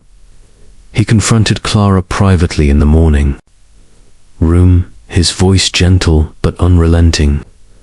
Mademoiselle Henshaw, you were seen near the music room during the hour it was unguarded. You have admitted your resentment toward Lady Evelyn. Did you use those gloves to tamper with the gramophone? Clara's eyes filled with tears, her voice breaking. No, sir, I swear. I was dusting, yes, but I didn't go inside. I hated her. Sometimes, but I couldn't kill her. Those gloves, they're not mine. I don't even own a pair like that. Poirot's gaze softened, but his mind was relentless.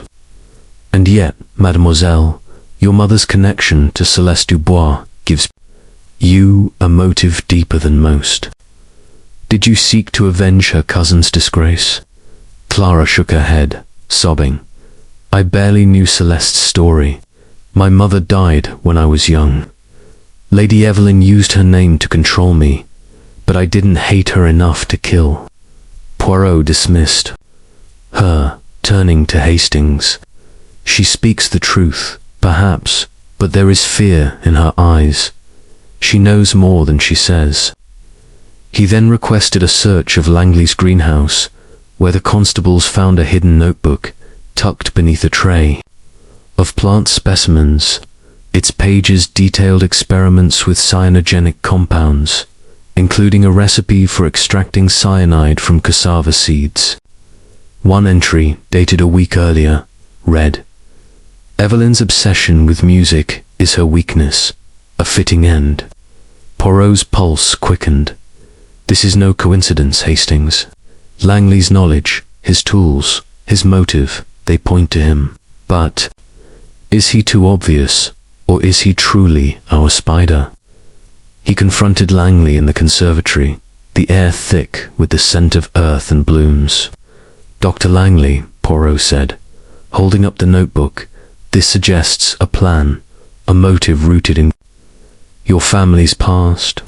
Did you come to Canary House to punish Lady Evelyn for Celeste's ruin? Langley's eyes darkened, but his voice remained steady. You're grasping at straws, Monsieur Poirot. That note is a thought experiment, nothing more. I study poisons, yes, but I don't use them. My mother's stories about Celeste were just that, stories. I had no reason to harm Lady Evelyn. Poirot's smile was thin. And yet, your screwdriver, your notebook, your presence, they weave a pattern. We shall see, monsieur, if it holds. To broaden his understanding, Poirot sought out Mrs. Beatrice Fowler, a former dresser at the Opera House where Evelyn and Celeste performed. She lived in a nearby village, her cottage filled with theatrical mementos. Over tea, she shared a vivid account of the Milan scandal.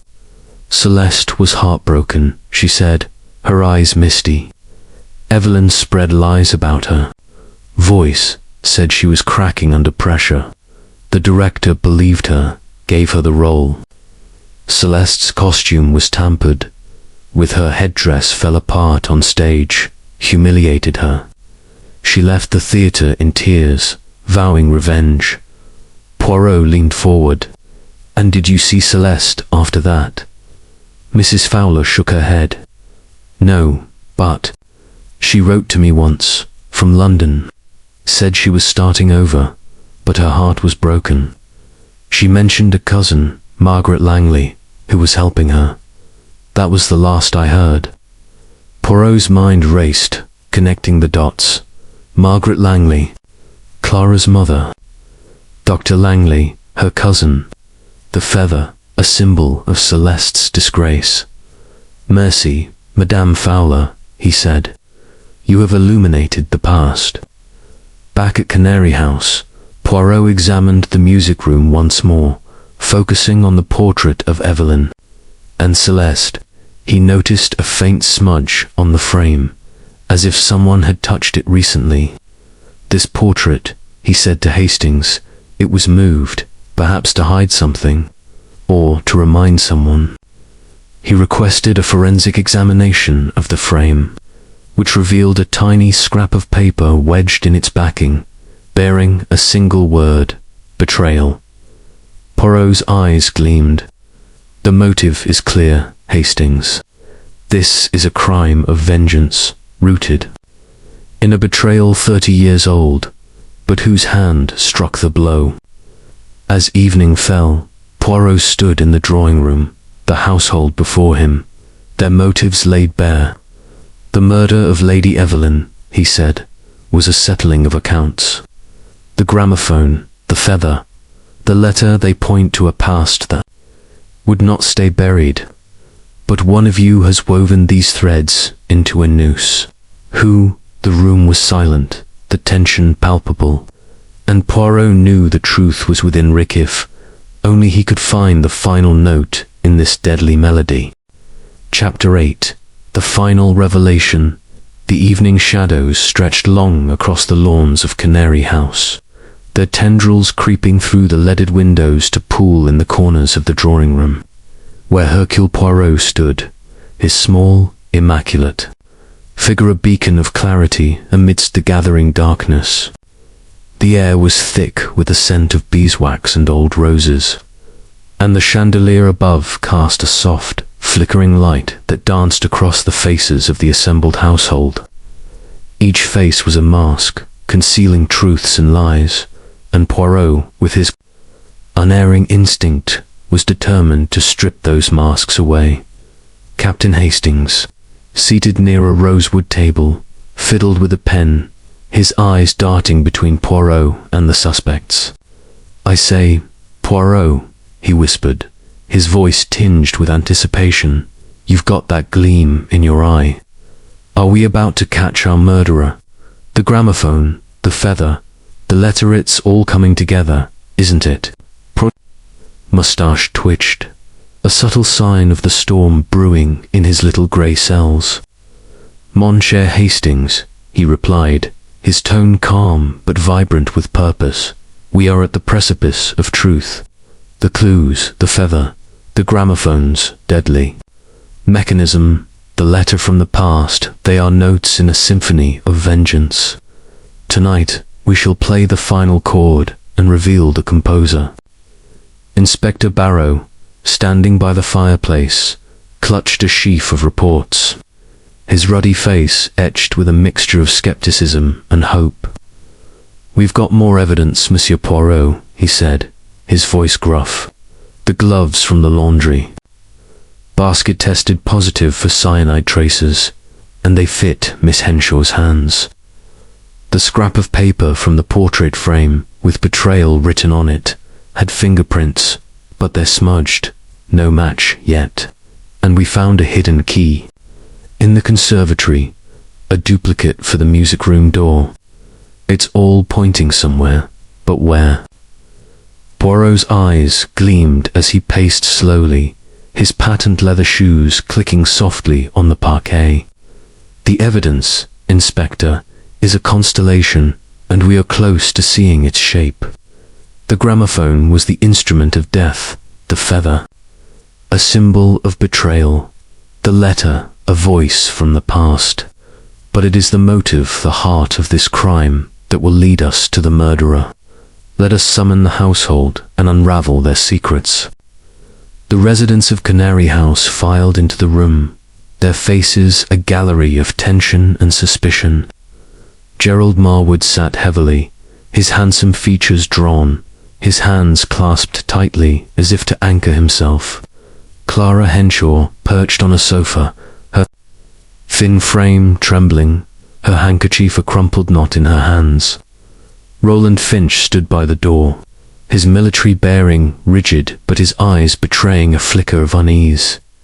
Dr. Victor Langley leaned against a bookcase, his lean face composed, though his dark eyes watched Poirot with a scientist's curiosity. Poirot stood before them, his hands clasped behind his back, the yellow feather and the singed letter held delicately in one gloved hand. "Mies Amos," he began, his voice clear and commanding. The murder of Lady Evelyn Marwood was a masterpiece of malice, a crime woven from the threads of her past. The gramophone, tampered to release cyanide, was the method. The feather, a relic of betrayal, was the symbol. The letter, echoing Celeste Dubois's vow of vengeance, was the spark. But who among you lit the flame? Let us examine the motives and find the truth. He turned to Gerald Marwood, whose eyes widened under the weight of Poirot's gaze. "Monsieur Marwood," Poirot said, his tone gentle but piercing, "your debts are a heavy burden, Nan. Lady Evelyn's fortune would have freed you, yet she controlled you, withheld her wealth until you bent to her will. Did you see her death as your salvation?" Gerald's face flushed, his voice rising in protest. "I've told you, Monsieur Poirot, I loved my aunt. Yes, I needed money, my business is drowning in debt, and she was stingy with her loans. We argued, I admit, in the conservatory that afternoon. She called me a failure, said I'd never manage her estate, but murder. I was in the library when she died, reading Thackeray. Finch saw me there." Poirot nodded, his eyes never leaving Gerald's face. "And yet, monsieur, you had access to the music room during the unguarded hour. Did you, perhaps, see an opportunity to secure your future?" Gerald shook his head, his hands trembling. "I didn't touch the gramophone. I don't even know how it works." Poirot turned to Clara Henshaw, whose nervous fidgeting intensified, her eyes darting to the floor. "Mademoiselle Henshaw," he said, holding up the gloves, "these were found with traces of cyanide, and they fit your hands. You are the daughter of Margaret Langley, cousin to Celeste Dubois. Lady Evelyn held your mother's shame over you, kept you in her service as a prisoner. Did this bitterness drive you to act?" Clara's face crumpled, tears welling in her eyes. "She was cruel, sir," she whispered. "She'd taunt me, say my mother was a disgrace, that I'd never be free. Those gloves, they're not mine. I dusted the music room, yes, but I never touched the gramophone. I was in my room when she screamed, writing to my cousin." Poirot's gaze softened, but his voice was relentless. "And yet, mademoiselle, you were seen near the music room. Door during the hour, it was empty. Your journal speaks of a prison, of her knowing your secret. Did you seek to silence her?" Clara sobbed, shaking her head. "I hated her sometimes, but I couldn't kill, I swear it. Poirot turned to Roland Finch, whose rigid posture seemed to tighten under scrutiny. Monsieur Finch, you are the silent observer of this house, winding the gramophone daily, knowing its every quirk. Did you see an opportunity to use it as a weapon, perhaps to protect a secret of your own? Finch's jaw clenched, his voice steady but strained. I served her ladyship faithfully, sir. I wound the gramophone, checked the records, nothing more. I saw no powder, no mechanism. If it was tampered with, it wasn't by me. Poirot's eyes narrowed. And yet, monsieur, you had access, opportunity. Did Lady Evelyn's demands ever push you too far? Finch's eyes flashed with indignation.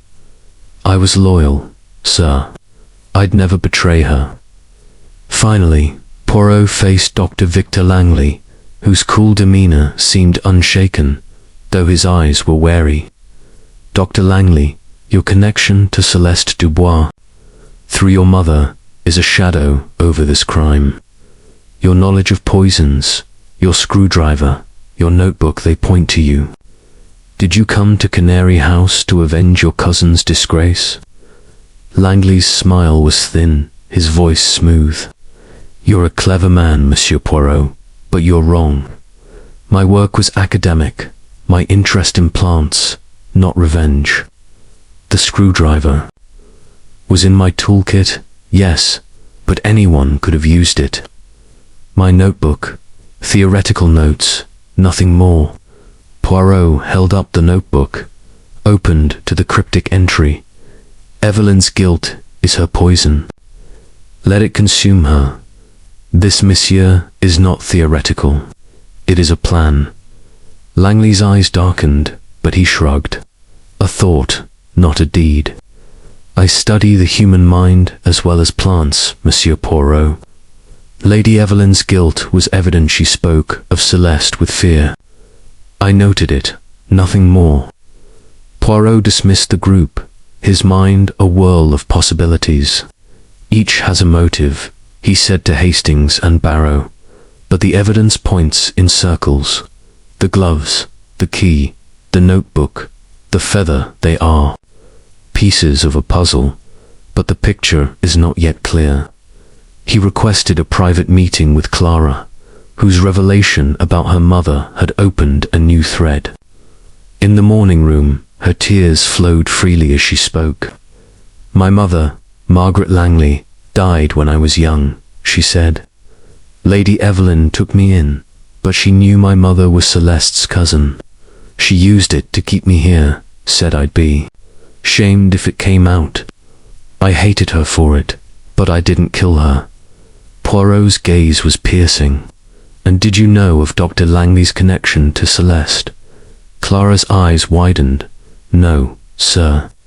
I knew he was a Langley, but not that he was related to Celeste. I thought he was just a guest. Poirot nodded, filing the information away.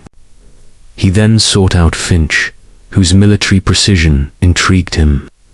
In the pantry, Finch was polishing silver, his movements methodical.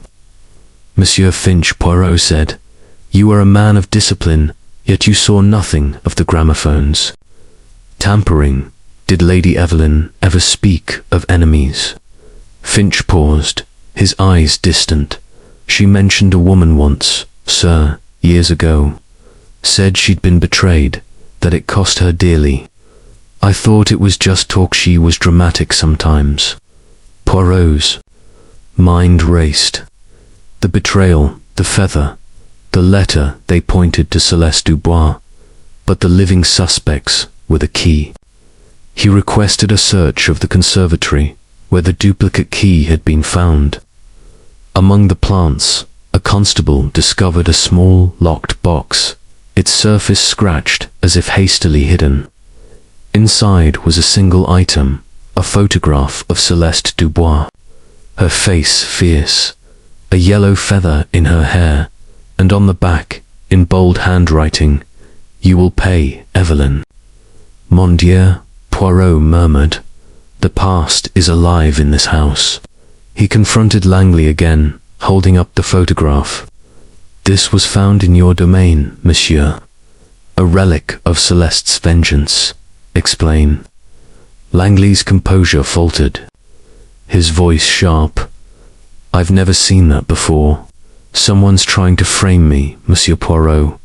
I'm a scientist, not a murderer. Poirot's smile was enigmatic. We shall see, Monsieur. The truth does not hide forever. To deepen his understanding, Poirot requested a meeting with Miss Eleanor Vance, a former opera singer who had known both Evelyn and Celeste. She arrived at Canary House, a stately woman with a voice rich with memory. Celeste was she said over tea in the library. Evelyn's ambition crushed her.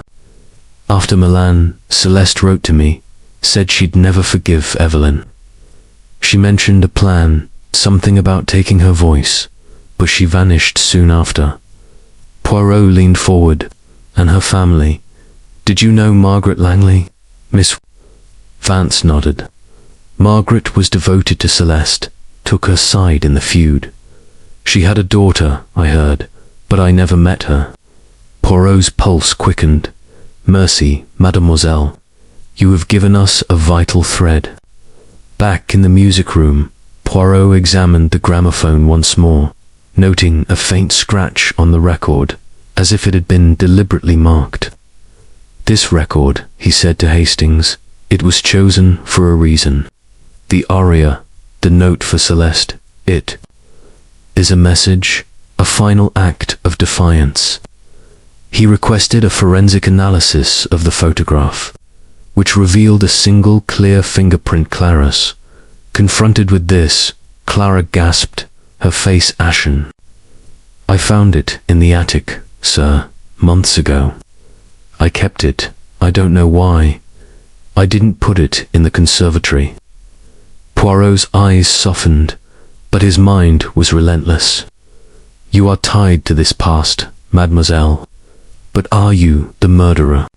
Or a pawn? As night fell, Poirot stood in the drawing room, the household before him, the clues laid bare. The final revelation, he said, is near. The gramophone, the feather, the letter, the gloves. The key they point to a motive rooted in betrayal.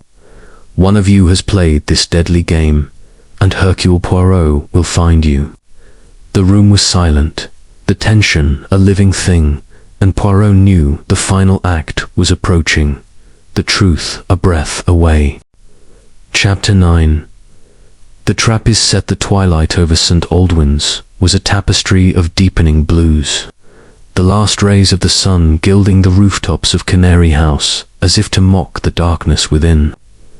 Inside, the drawing room was a stage set for revelation. Its heavy brocade curtains drawn tight, the chandelier casting a soft, wavering light across the polished mahogany furniture. Hercule Poirot stood at the center, his small, immaculate figure radiating an authority that belied his stature. His green eyes, sharp as a falcon's, surveyed the assembled household. Each member a player in the deadly drama he was about to conclude. Captain Hastings, seated near a rosewood table, leaned forward, his face alight with anticipation. I say, Poirot, he whispered, his voice barely containing his excitement. You've got that look again, the one that means you're about to spring something. Are we finally going to nab the murderer? This business with the gramophone and the feather, it's all pointing somewhere, isn't it? Poirot's mustache twitched, a sign that his little grey cells were poised for their final flourish. Monsieur Hastings, he replied, his tone calm but vibrant with purpose. The moment of truth approaches. The gramophone's secret, the yellow feather, the letter from the past. They are the notes of a deadly melody, and tonight we shall play the final refrain. I have set a trap, and the murderer will not escape. Inspector Barrow, standing by the fireplace, clutched a fresh report, his ruddy face a mixture of determination and curiosity. "We've got more, Monsieur Poirot," he said, his voice gruff. "The fingerprint on the photograph from the conservatory, it's Clara Henshaw's, clear as day. The gloves with cyanide traces, they fit her, and we found a scrap of fabric in the music room, caught on the gramophone's bass matches, her grey dress. But we still need a confession, or solid proof. Your trap had better work." Poirot nodded, his gaze sweeping over the household. Gerald Marwood, his handsome face drawn with exhaustion, his hands clasped tightly. Clara Henshaw, her thin frame trembling, her handkerchief a crumpled knot. Roland Finch, standing rigidly by the door, his military bearing unshaken but his eyes wary. And Dr. Victor Langley, leaning against a bookcase, his cool demeanor a mask that Poirot was determined to shatter. The air was thick with tension, as if the house itself awaited the unmasking of its secrets. "Mies Amos," Poirot began, his voice clear and commanding.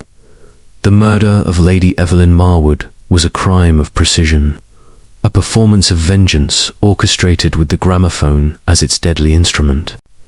The cyanide, hidden in a secret compartment, was released by the music she loved, killing her and her canary in a locked room. The yellow feather, a relic of her past, was a symbol of betrayal. The letter, echoing Celeste Dubois's vow, was a spark from a long-ago feud. Tonight I shall reveal the truth, for I have set a trap to catch the murderer." He paused, holding up a small, sealed envelope. "This," he said, "contains a new piece of evidence, discovered this afternoon in the music room. It is a recording, hidden in the gramophone, a message left by Lady Evelyn herself, speaking of her killer. I propose to play it now, and the guilty among you will be exposed." The room fell silent, the tension a living thing. Gerald's hands tightened, Clara's breath caught, Finch's jaw clenched, and Langley's eyes narrowed, his smile fading. Poirot moved to the gramophone, which had been carefully examined to ensure no further poison remained. He placed a record on the turntable, not Puccini, but a blank disc, one he had prepared with Barrow's assistance. It was a ruse, a fiction designed to provoke a reaction, for no such recording existed. But Poirot's trap depended on the murderer's fear of exposure as he wound the gramophone. The needle touched the groove, and a faint crackle filled the room. The household leaned forward, their faces a gallery of dread and anticipation. Poirot watched them closely, his eyes missing nothing, the flicker of Clara's eyelids, the tightening of Langley's fingers, the bead of sweat on Gerald's brow, the subtle shift in Finch's stance. The crackle continued, but no voice emerged. Only silence, stretching the tension to breaking point. Clara Henshaw gasped, her hands flying to her mouth, and she bolted from her chair, her eyes wild. "Stop it," she cried, her voice shrill. "There's no recording. I didn't mean to kill her.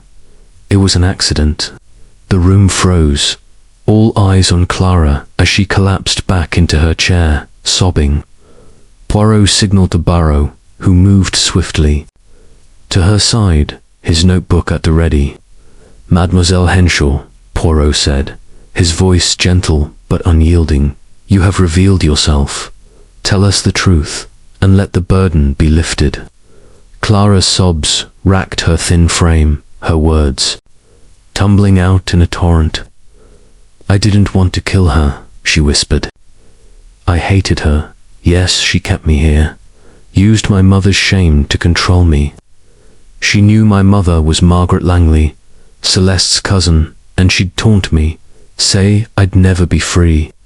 That letter, it wasn't from Celeste, it was from me. I wrote it, copied Celeste's handwriting from the old letters in the attic. I wanted to scare her, to make her feel the fear she made me feel. Poirot's eyes softened, but his voice was relentless. And the gramophone, mademoiselle, the cyanide. Clara's voice broke. I found Dr. Langley's notes in the greenhouse about cyanide from cassava seeds. I took some from his vial, just a pinch, thinking it would make her ill, teach her a lesson. I used his screwdriver to open the gramophone's panel, placed the powder inside.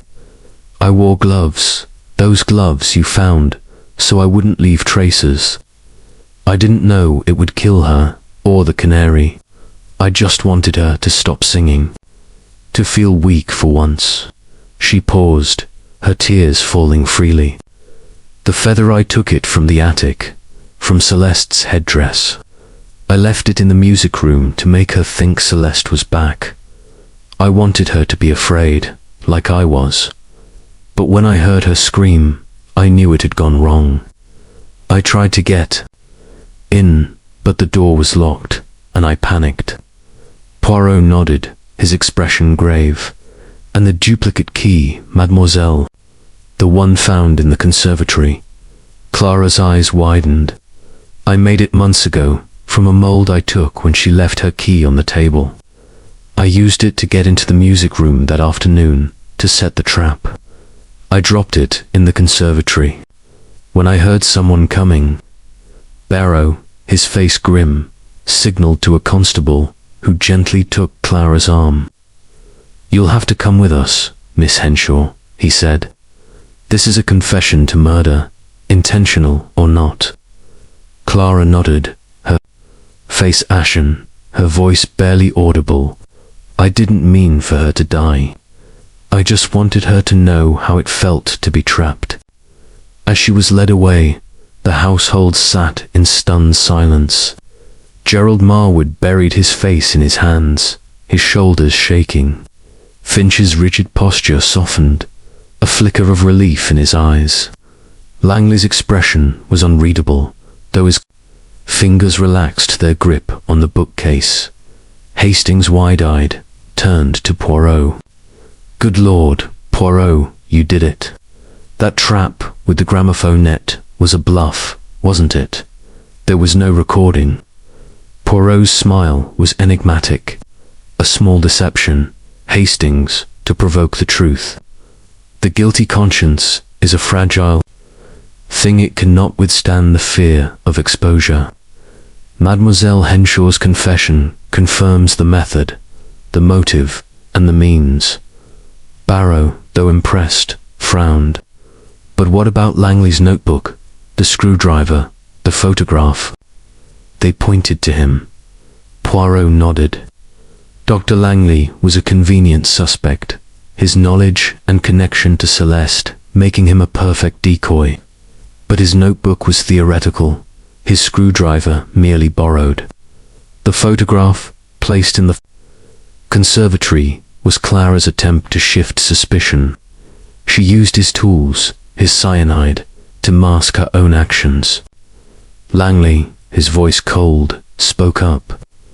"I told you, Monsieur Poirot, I was no murderer. But I'll admit, I'm relieved to be cleared." Poirot's gaze was piercing. "Relieved, perhaps, monsieur, but not innocent. Your presence here, your knowledge, stirred the pot of this tragedy. You are not without fault." Langley's smile faded, but he said nothing. Poirot turned to the household, his voice solemn. "The trap is sprung, the truth revealed."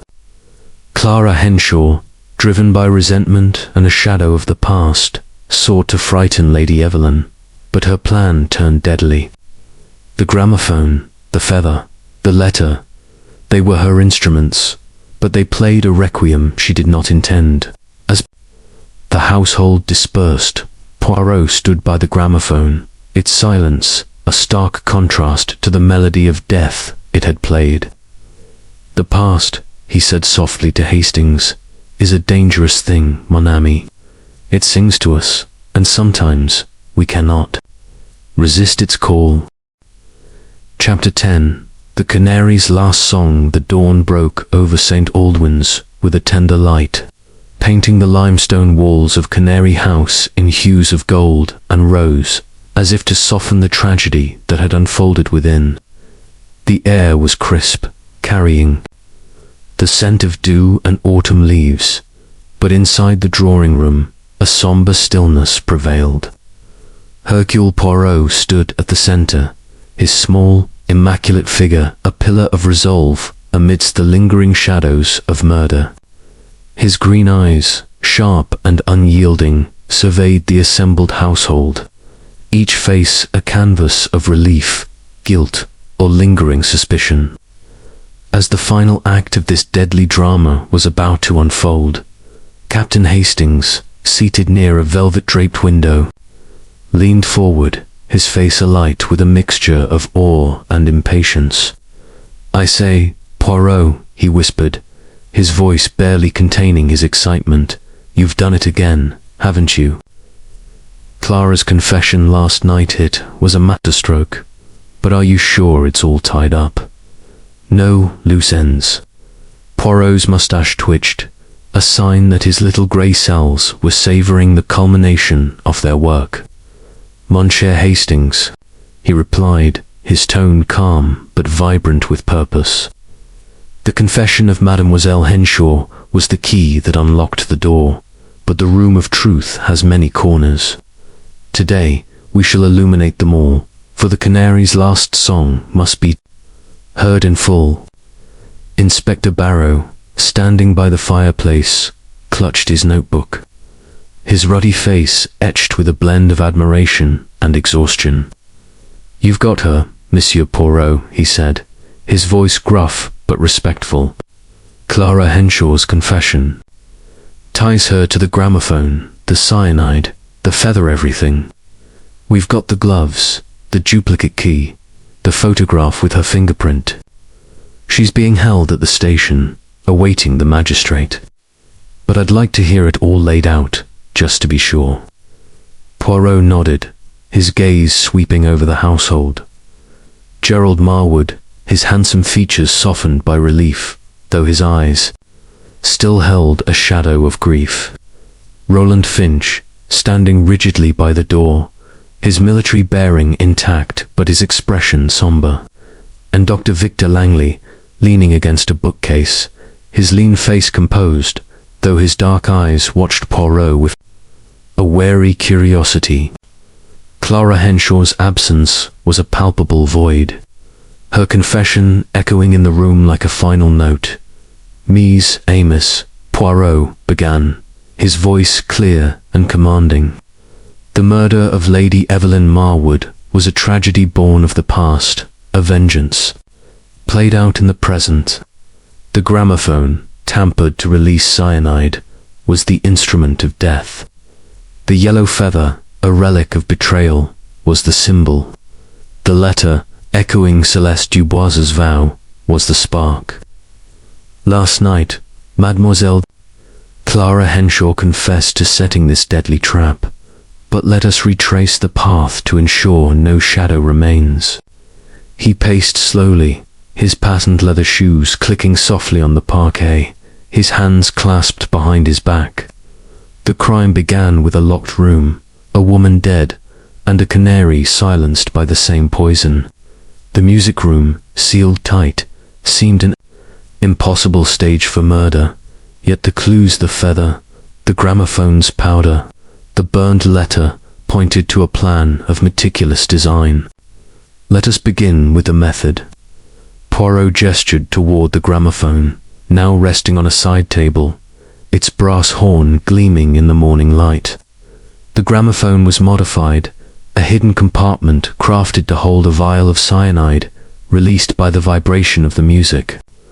The record Puccini's "O mio babbino caro," with its note for Celeste, was chosen to taunt Lady Evelyn, to remind her of her past. The cyanide, finely ground, was dispersed into the air, killing her and her beloved Canary in moments. This required knowledge of mechanics and chemistry and access to the music room. He turned to Barrow. "The evidence, Inspector, was compelling. The screwdriver, found in Dr. Langley's toolkit, matched the scratches on the gramophone's panel. The gloves, stained with cyanide, fit Mademoiselle Henshaw's hands. The duplicate key, found in the conservatory, allowed entry to the locked room. The photograph of Celeste Dubois, with Clara's fingerprint, linked her to the past. But it was the confession, provoked by my little ruse with the gramophone, that sealed the truth. Hastings, his eyes wide, interrupted. That was a brilliant trick, Poirot. Pretending there was a recording from Lady Evelyn made Clara crack like an egg. Poirot's smile was enigmatic. A small deception, Hastings, to stir the conscience of the guilty. The fear of exposure is a powerful weapon. But let us examine the motive, for it is the heart of this crime. He held up the singed letter, its bold handwriting a ghostly echo of Celeste Dubois. This letter, found in the attic, was written by Celeste 30 years ago, vowing vengeance for a betrayal in Milan. Lady Evelyn, by spreading rumors of Celeste's instability, secured the lead role in La Bohème, humiliating her rival. Celeste disappeared, her career in ruins, but her shadow lingered. The letter received the day of the murder, in similar handwriting, was a forgery, crafted by Clara Henshaw to frighten Lady Evelyn. Poirot turned to the household, his gaze piercing Clara Henshaw. The companion was the daughter of Margaret Langley, Celeste's cousin. Lady Evelyn used this connection to bind Clara to her service, taunting her with her mother's shame. Clara, trapped and resentful, sought to scare her mistress, to make her feel the fear she lived with daily. She copied Celeste's handwriting, took a feather from the attic headdress, and used Dr. Langley's cyanide and screwdriver to tamper with the gramophone. Her intention, she claims, was to make Lady Evelyn ill, not to kill her.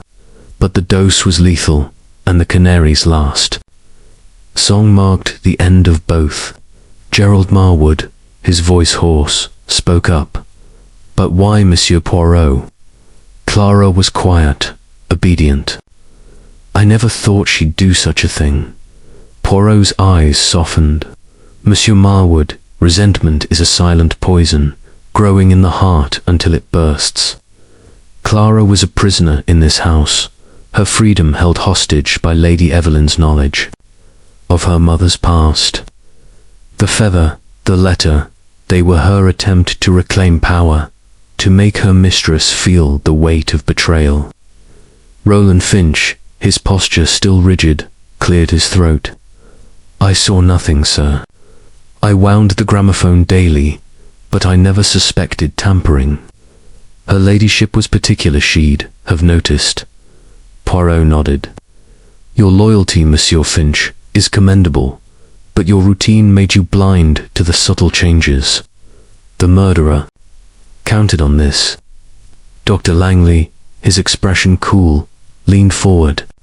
You've cleared me, Monsieur Poirot, but you hinted I wasn't innocent. What did you mean? Poirot's gaze was piercing.